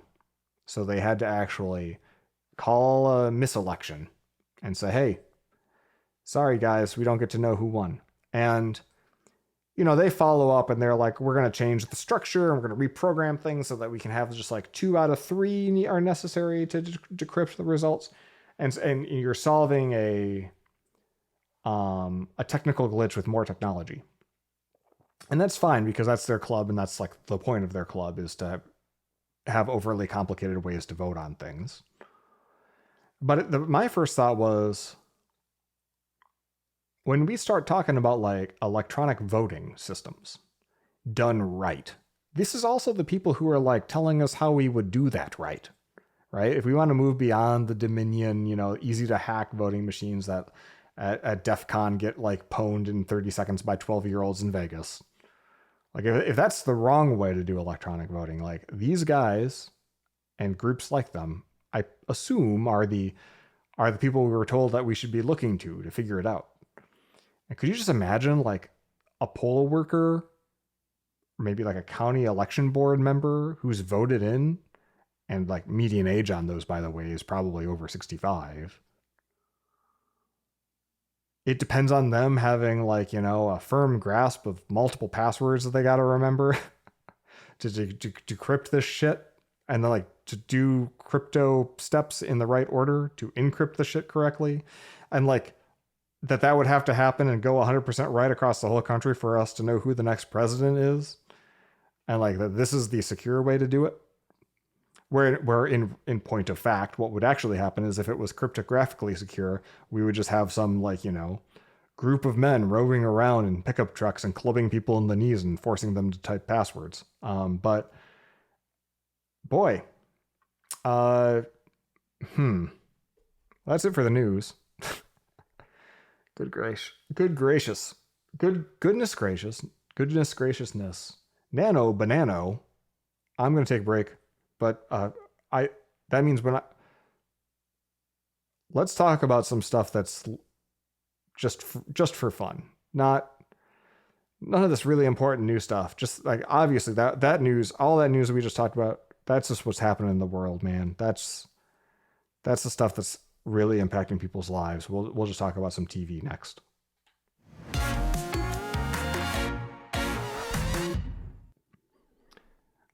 Among other things, I've been talking about the program The Bear, which is a 4-season show on Hulu, maybe FX, I want to say. I don't know.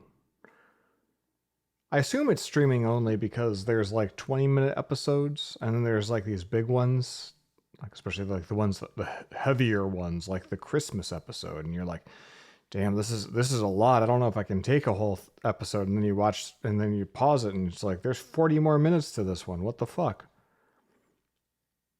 Well, I finished The Bear after talking about it a couple previous shows, and it's one of those shows that's really well made.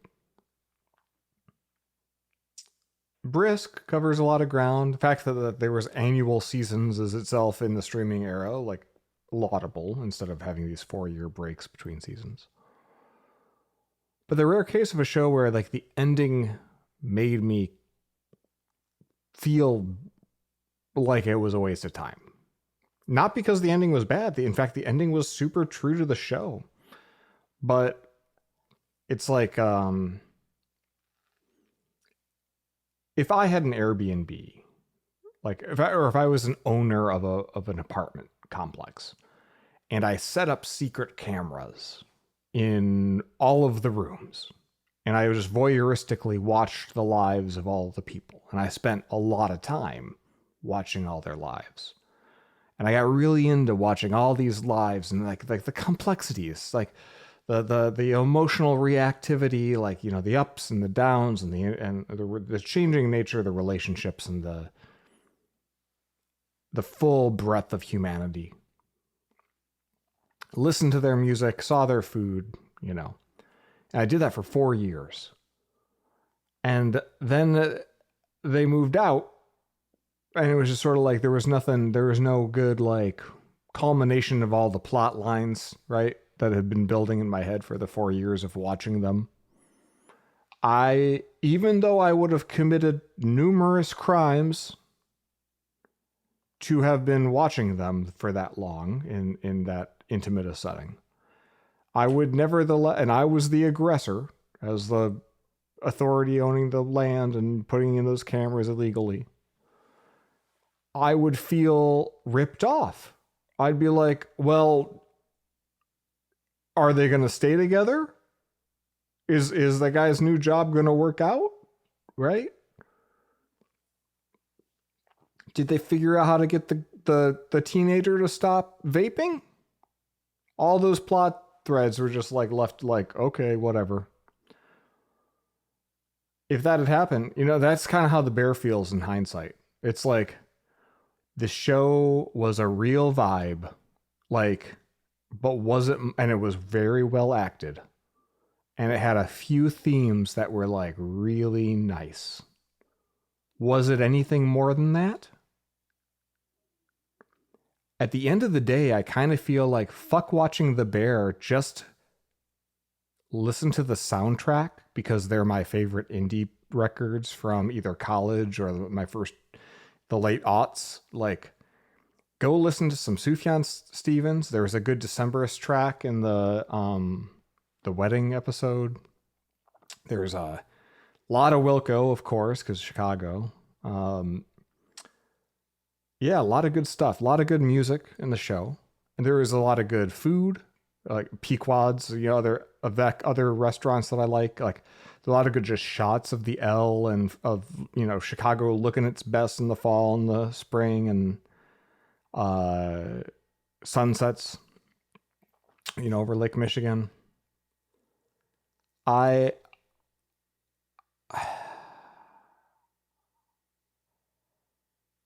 think that looking back, I'm like, was it just the vibes? Was that all that I liked from that? Because everything else felt like fucking work. It felt like it's like, I don't need to share this family's goddamn trauma. Got plenty of stuff to deal with as it is. Like, did you tell a story? Did you do anything? It's kind of like you go to a fancy fucking restaurant and you think it's gonna mean something, and then you're like, well, that was expensive. I think it tasted good. It took a long time. I felt condescended weirdly, but also being served, but like looked down on by the staff. And then I'm getting in the car and I just sort of feel empty because I'm still fucking hungry. And so we drive to Taco Bell after spending $1,000 on dinner. That's the bear.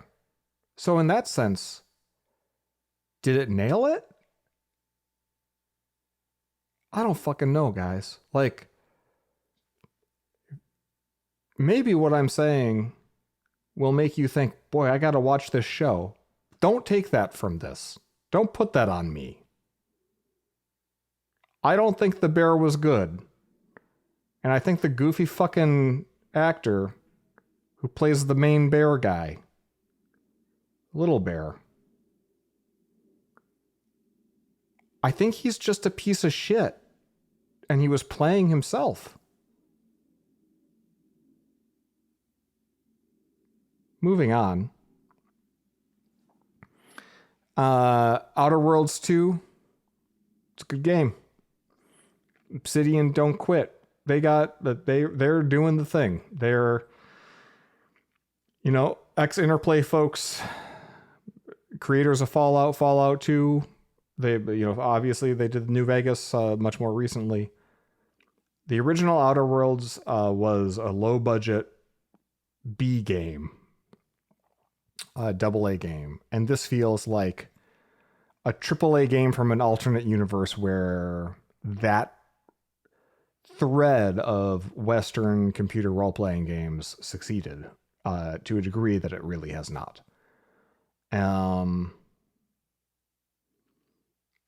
it is a very clear articulation of that so far.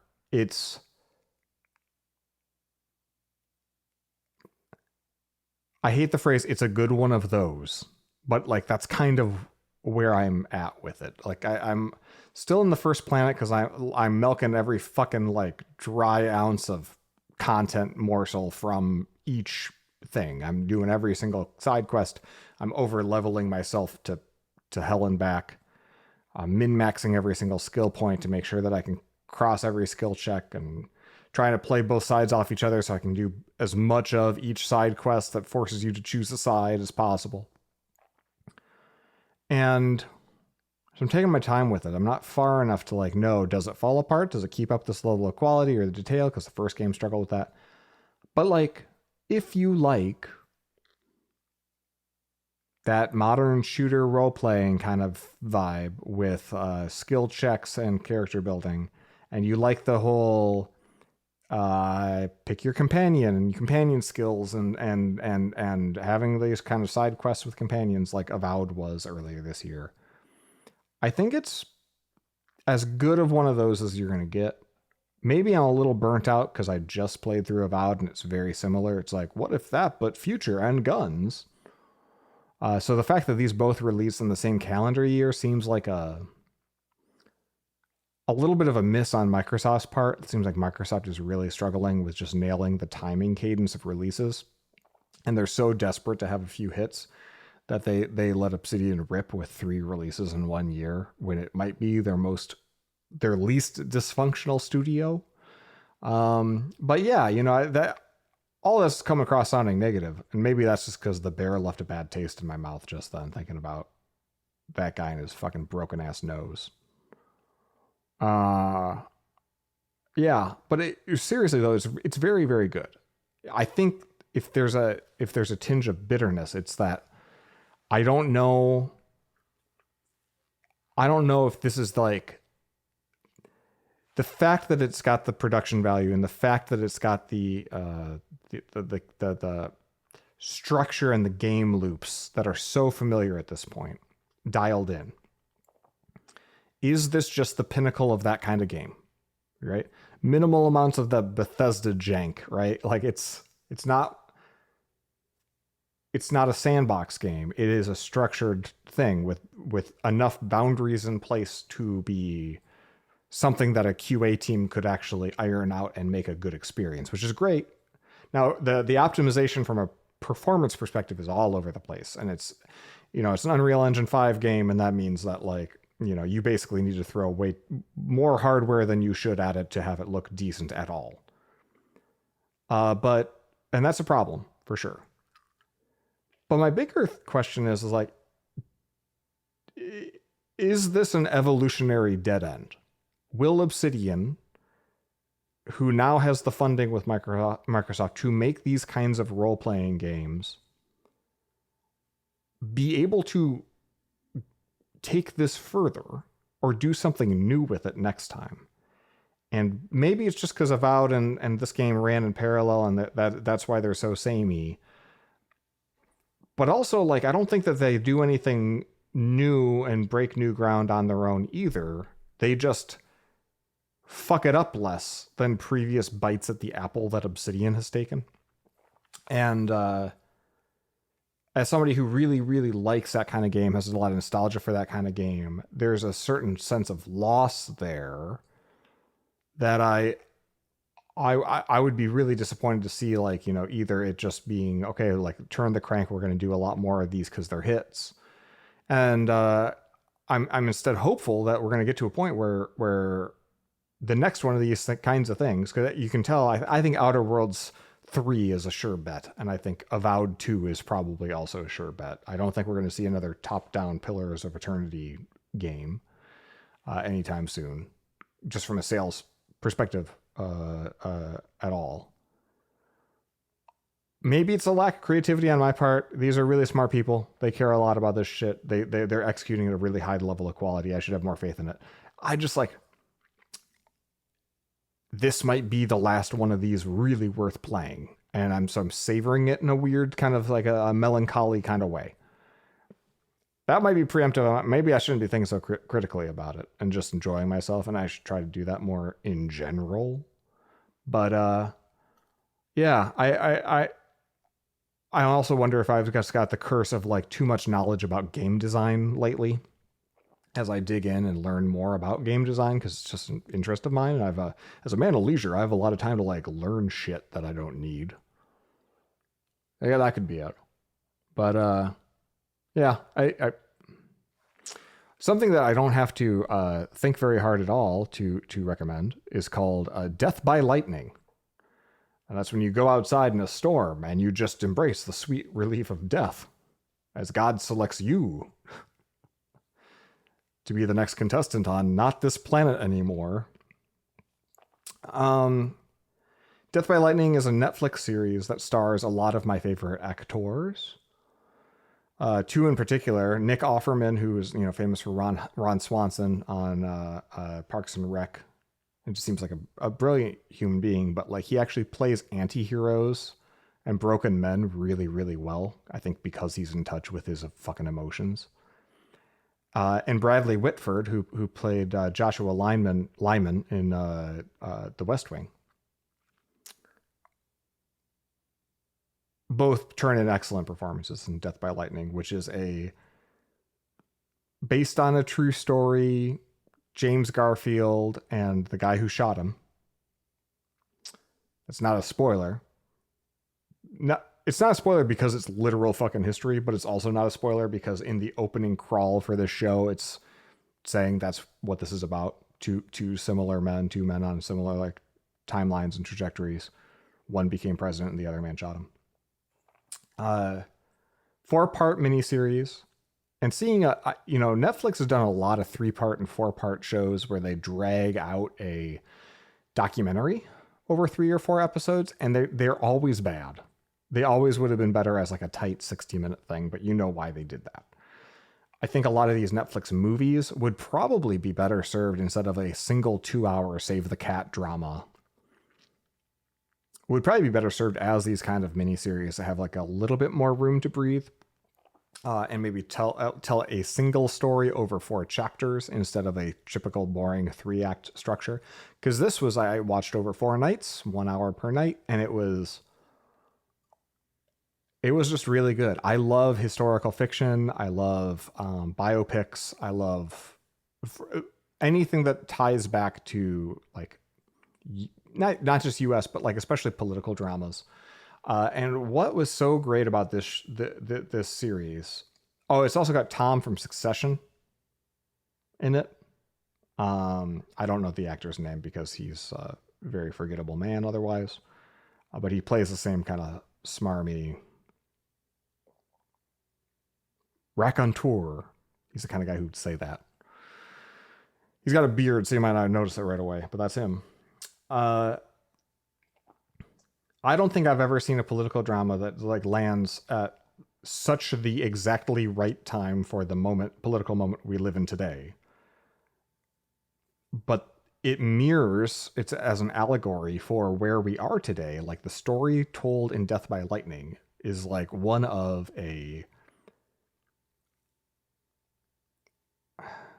extremely corrupt ruling class that is enriching itself inappropriately and fully distracted by the actual job that they've been elected to do,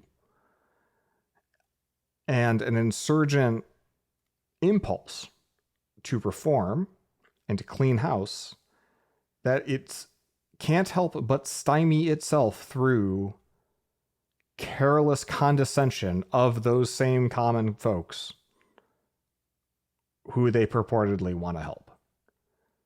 And if you follow U.S. politics, that should sound like a familiar fucking story. And that's what's told in Death by Lightning, except it's, the 1880 election, I guess. 76 was Rutherford B. Hayes. 80 was Garfield.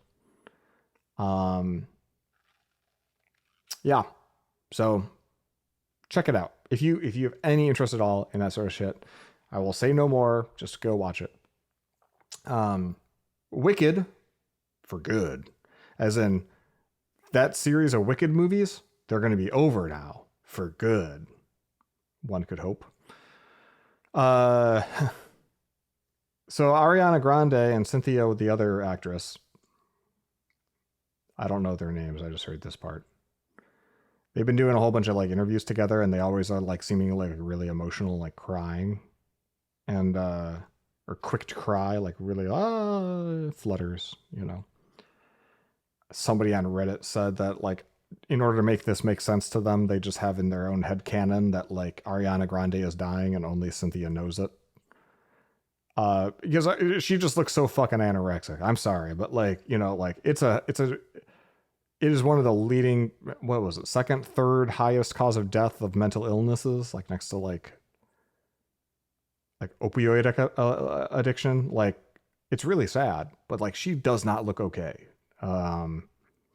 Also, like the first movie was pretty bad, in my opinion. It was, it was hard to watch that one.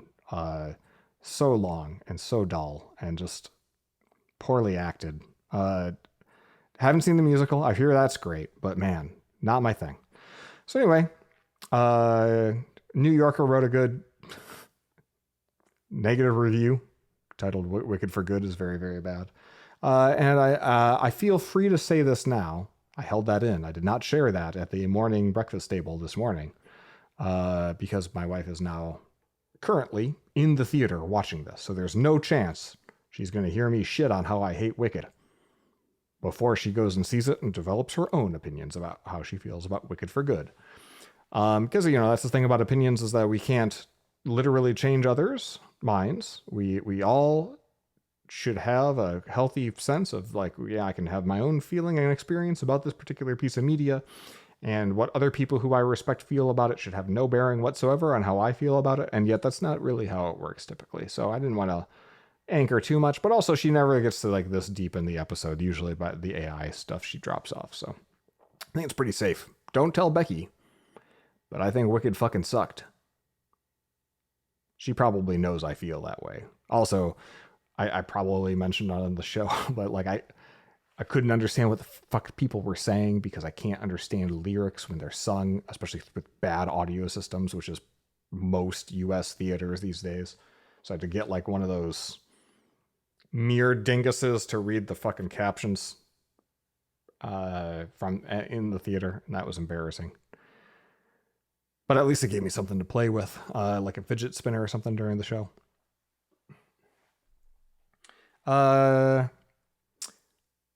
couple of YouTubes to share. One is an op-ed sort of video. New York Times Opinion has been doing some weird fucking videos lately that are, I guess, editorials. They almost look like ads from rich people, but this is the CEO of Patreon talking about how he is building his own algorithm for the internet, and that doesn't really make, like, I was like, oh, okay, cool. Like, what's this? Is it a new protocol? Is it like a new open thing? He didn't really get to that part. It was just like a lot of like very highly produced discussion of kind of what Patreon is, which is like, follow creators and see their whole kind of breadth of their career in one place and like, develop followings. I'm like, yes, that is a way to do it in your walled garden, and that is good. And I'm sharing it with you because he just like drops out of nowhere. He's like, yeah, and I'm a musician. You might like, like I've got this band Pomplamoose. I'm like, what? You're the Pomplamoose guy? Because like that's one of those bands that I wouldn't have been surprised to hear a song from in the goddamn The Bear. That was a real good, was it early aughts, mid aughts? Apparently that was, that band was a Pomplamoose means grapefruit in French. And while he is very good, it was mostly the female vocalist that made that duo really pop. But Pomplamoose is great. So I feel better about Patreon now. He looks like, when I watched this video, having never seen him before, just, listen to Pomplamoose and know that Patreon exists was basically the extent of my relationship with this guy before watching this video. He looks like about a dozen men that I know simultaneously. So you too could be a CEO / pop star is the takeaway. As long as you're dad bod looking white guy. I don't know how inspiring that is, but if that's what you needed to hear today, fuck. Speaking of dad bod looking white guys, Steve Jobs in 1996 did an interview that the Steve Jobs Archive just put out. It is a great example of shitty quality VHS tape and bad audio editing, where probably burned onto that VHS tape is a lot of Steve Jobs coughing and snortling and whatnot with his mic hot. If you can see past those aspects, it is a new Steve Jobs interview that we have not seen before. And it's about Pixar, the early days of Pixar. The interviewer is an exceptionally bad interviewer, in fact. I think he just trails off and says, where do you think that's going to go? Numerous times. Where is that going to go? And Steve Jobs, you can almost see the disdain in his eyes. He's like, come on, man, tee me up with something here to go on. It's like, I don't know. You should ask John Lasseter that fucking question, you twat, is like going through his head. And then he kind of says a barely cleaned up version of that answer in the interview. But the nice thing about asking somebody as smart as Steve Jobs a bad question or a really unnecessarily open-ended question is you kind of just get a chance to let them free associate, and you learn more. Because in question asking, there is like a spectrum, right? Like there's you're asking a very, very specific, where were you on the night of the 23rd of September when, like, we found the blood and the yada yada in the garden. Like, that's going to elicit, no matter who is speaking, a very specific reply, and it will tell you a very specific thing. But if what you're interested in is the mind of the person and the kind of person that they are and how they think, you need to ask a much more general question that forces them to think and demonstrate that thought. And so sometimes the worst fucking interview questions are the most illustrative, because they elucidate like real meaningful thinking, because it forces the interview subject to suddenly be creative. It's like, well, I got to do all the work here, bud. And I've been in plenty of interviews that I felt like that. What I enjoyed about this interview were actually those worst questions, seeing what Steve could do with them to either free associate and think through on his own, or to come back to something that he'd been on his mind and wanted to say. And yeah, he had some good stuff. And in particular, I was tickled that he brought up his, from the 90s, his old saw of talking about how software, everything's going to go away. Hardware, especially, everything's going to go away, but that you leave a sedimentary layer in the rock.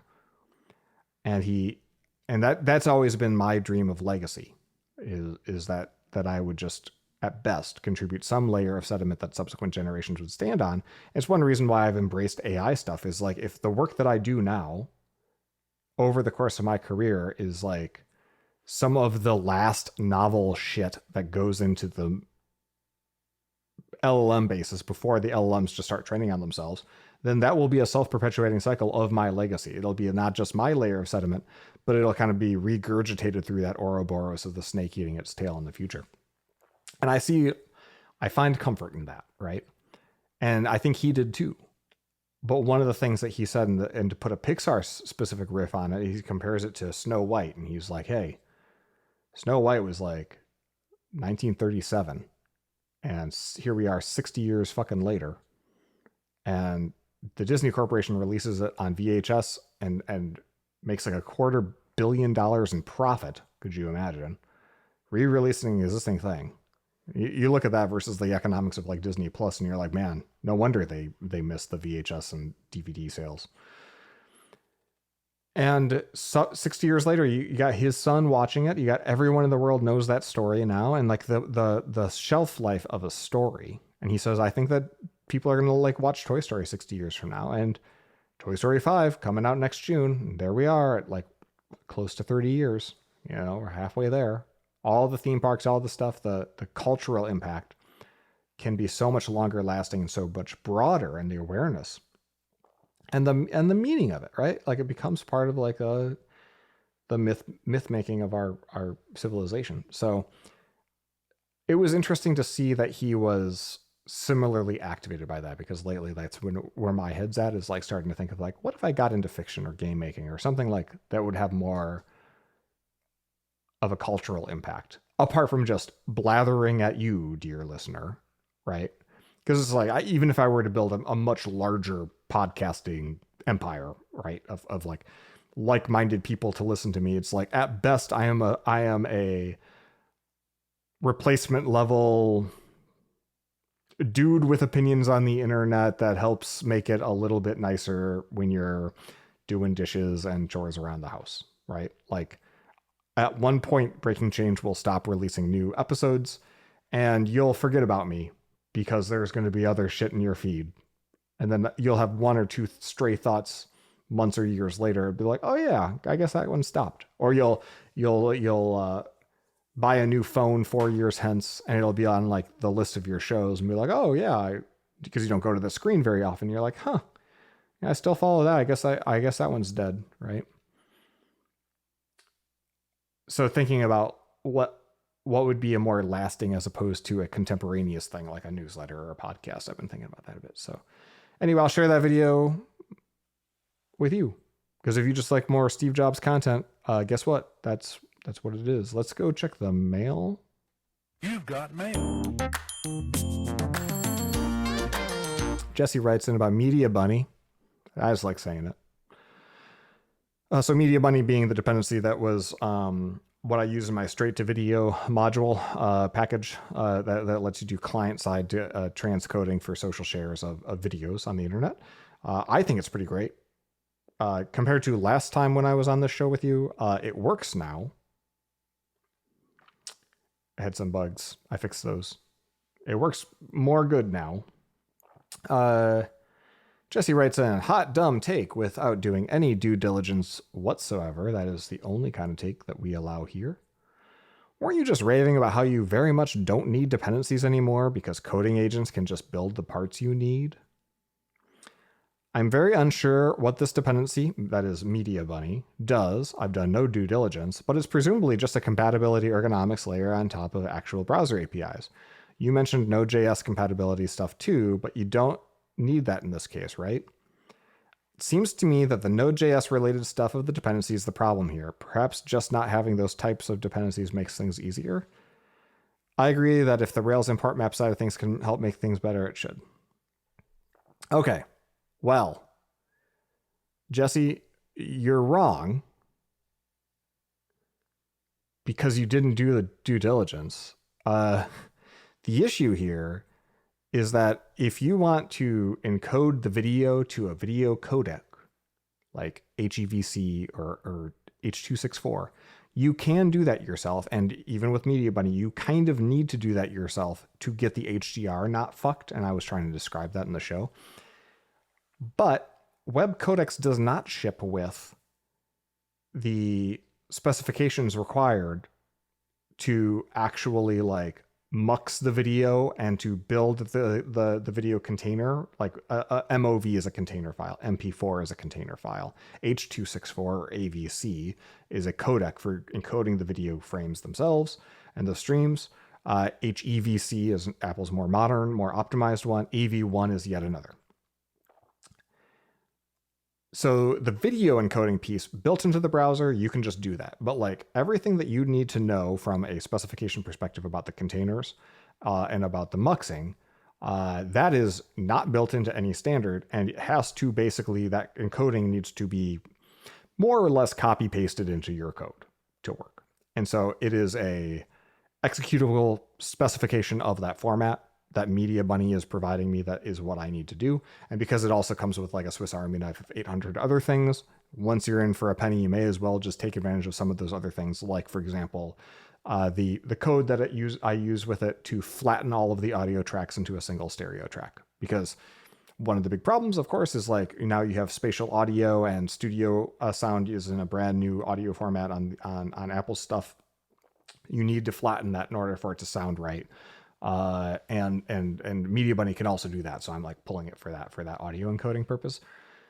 So yes, the answer is, unless I wanted to ship with like a 0.5 megabyte of bullshit that just was a copy paste from Media Bunny, like building that from first principles would be a shit ton of work and way beyond there's a line, right? It's like dependencies aren't evil.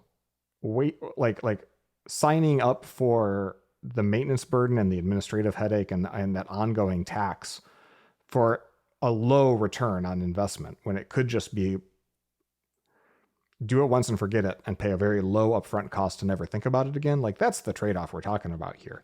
And I think that we just live in an era where so many dependencies fit. And Nolan Lawson, who I haven't seen in a while, but I'm glad his post about this got some traction.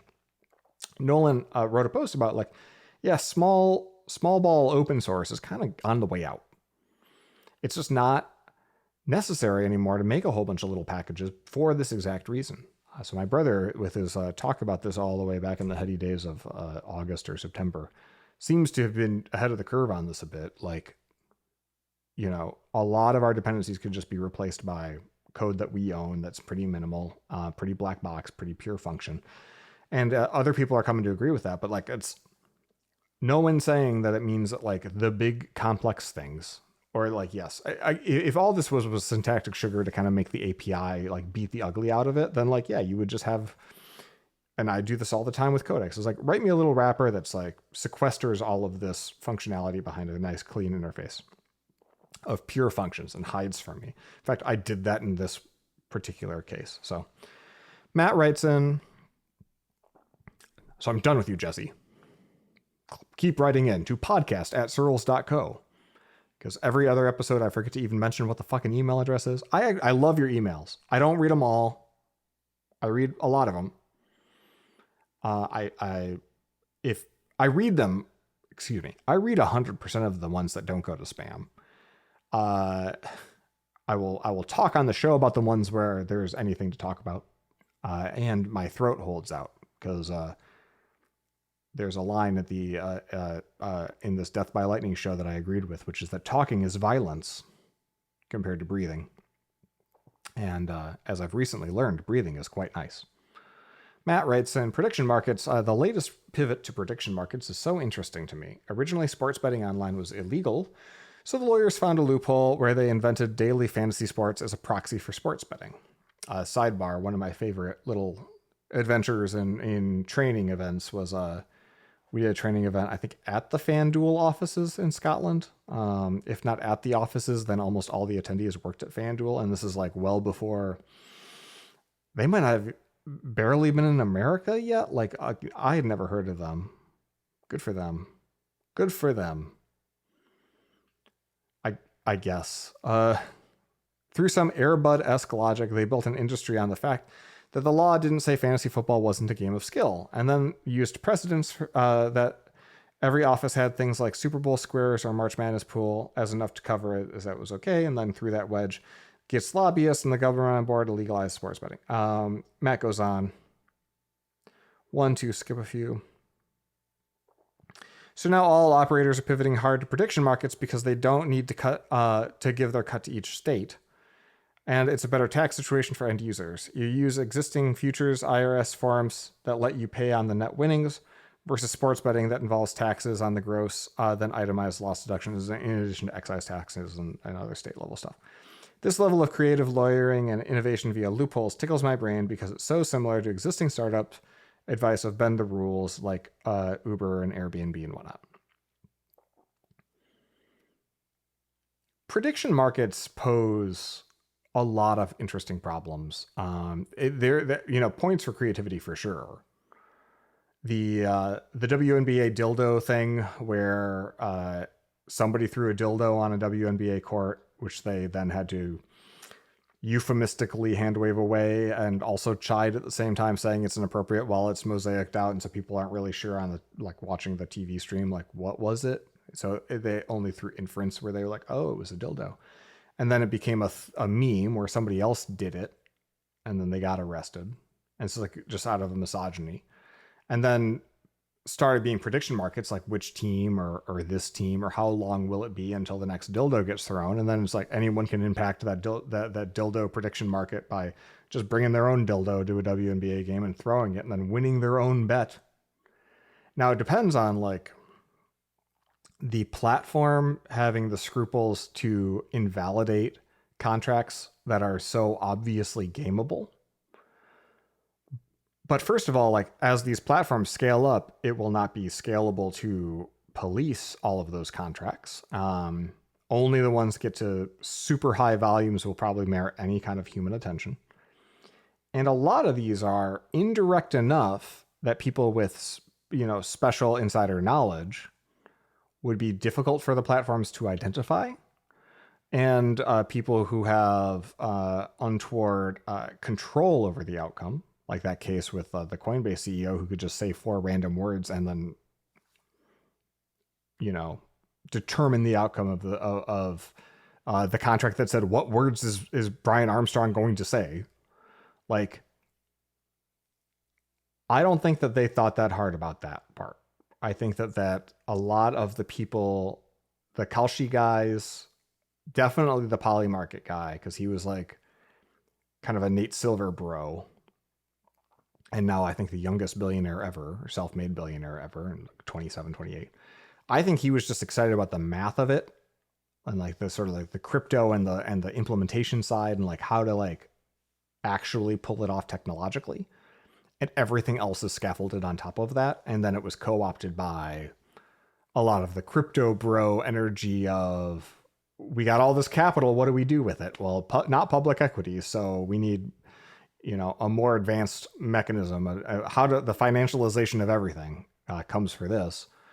Yeah, I don't know. I take your point. It's really creative lawyering. The fact that like it's a great tax evasion to get.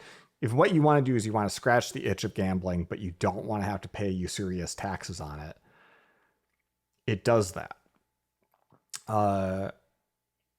Does it do anything more than that? Right? It just feels like age of decadence stuff where there will be a downturn, there will be some kind of correction. Stuff like this will get probably regulated or maybe go away. And we will eventually, at some point, look at this era like people look at the 1890s or the 1900s do today. And we talk about the trust busting and the corruption and the decadence. And I think we're just in one of those. This is one data point on that point in the curve. So yeah, thanks for writing in, Matt. Agree, points for creativity. It's hard. It's just hard to see beyond the stupidness of it. Full disclosure, I've never actually spent money on a prediction market. Maybe I should. I should predict how many podcast episodes am I going to do? Am I going to do over 60 or under 60 before I fucking give up? I did go to an Orlando Magic game with my buddy Ken, and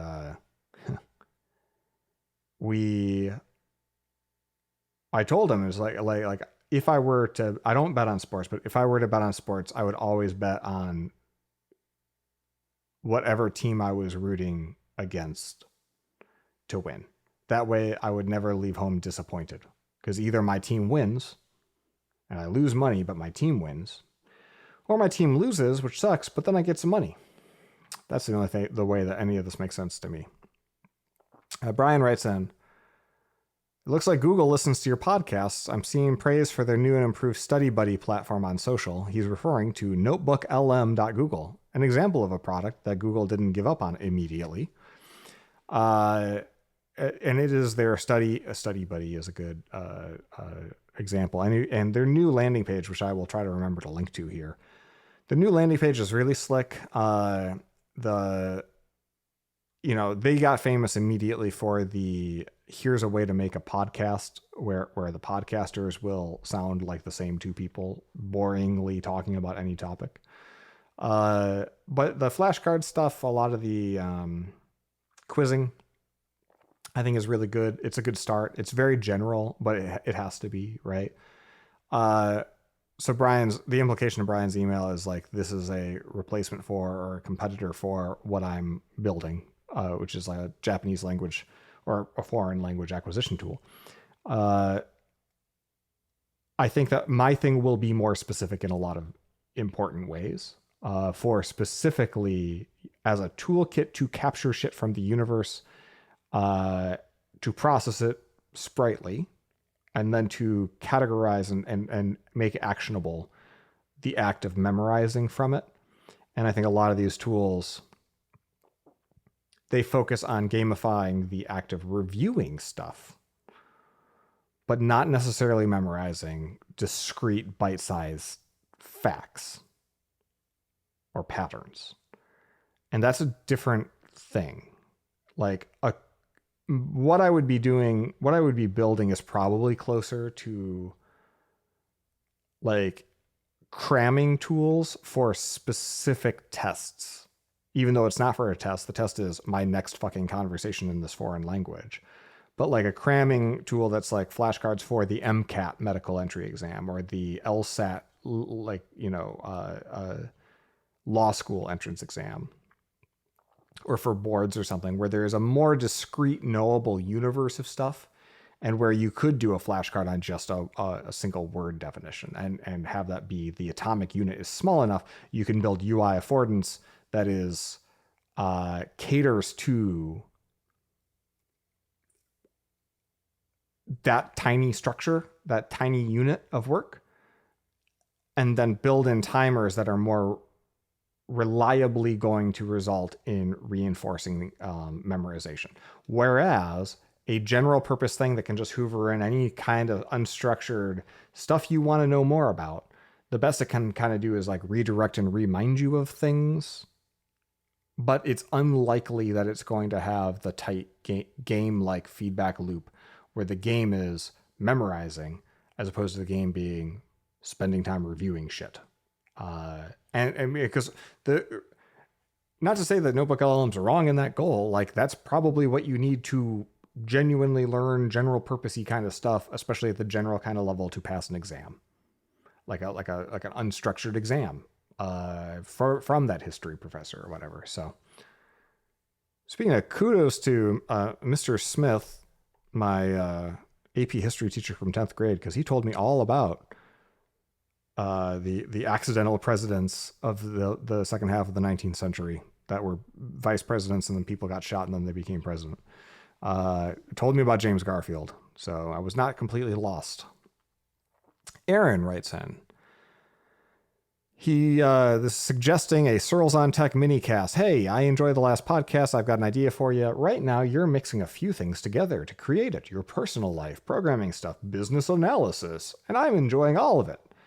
You know, neighbors, this is dramatically faster internet. Do I have to knock on all your doors? Haha. Yes. Well, I would actually, things have descended so far since the last version, apparently, Aaron, that like I would just go for like, can I ping google.com reliably at all times of day? That would be a huge upgrade. I like, forget upstream at this point. Fuck. But I think there's something here, interesting here, that might have an asymmetric payoff. Your take on business is unique. I've listened to a ton of podcasts, and I think not that the novel thought per hour is higher than many, presumably mine. You already have the podcast split up into sections. You could change nothing about what you're doing, but just pop out the business analysis section, make it a new podcast called Searles on Tech or something, because I think it has a wide potential. Right now, your audience has to like most of what you talk about, and that could be a big risk or a big ask across 3 hours. Well, 2.5 hours right now. For example, I don't play video games, but did enjoy the overlap with the Vision Pro stuff, but I don't mind it. I'm liking this because if it's successful, cool, it could bring new things for you. And if it fails, it doesn't cost you much. Aaron, thank you for the idea. If somebody were to do this for me, I would permit it. But already the like half an hour that I spend like in post on these episodes is like more than I want to spend. And I replied to Aaron out of band saying the same. Like I don't have a business analysis section. I analyze businesses extemporaneously when relevant. And so that gets smattered across all different parts. And I might chunk up the news a little bit to kind of keep things to a theme, but I would need either a human or an AI tool to slice and dice this thing up so that it was just the hits. And I could do that, you know, and tools purport to do that. But then I would, if it wasn't just, you know, because this is a relatively uncut show. There's usually like 1 or 2 cut points the whole fucking time. So I know what's in it. That's why I'm confident that if like, as long as the audio levels look good, I know what you're going to get because I was there. If I've got some AI or a human slicing and dicing it and putting it all out of order, but like, even in order, if like certain references and callbacks are missed and things don't make sense, or if the way that they clip things changes the emphasis in a meaningful way, I have enough pride of authorship and care about my work that I would want to listen to that all the way through, and that alone would probably be more work than I would be willing to put into it. That said, a highlights clip that is marketed as such, like here's just the excerpts, or something that was data driven, where it's like, you know, how YouTube has like, these are the points that you listen to most, right? And the little curve underneath, or most watched parts. I think there's something there, and I think that technology might be able to provide it at some point, but unless you're volunteering, I don't think I'm going to do that. But thank you. It is a good idea. And you're right. I could have a huge reach, but like, I'm also like, I have this awesome fucking superpower. I don't give a fuck how many people listen to this program. If it's non-zero, it's you and me, guy. We're just in the road together, just hanging out. That's all. That's all I need. Even if the only person to listen to the show is fucking me, I'm content. If I had 10,000 fucking more people listening, I wouldn't. First, I wouldn't even know because I don't do metrics and I don't care.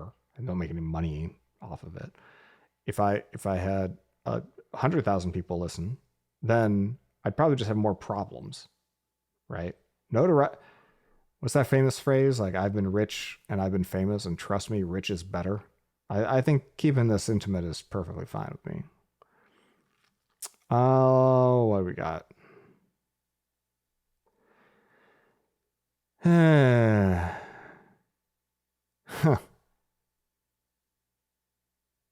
Person named Gwyn writes, I saw you give a talk years ago and you seemed way more high strung than you are now. What changed? Is it simply not having a job?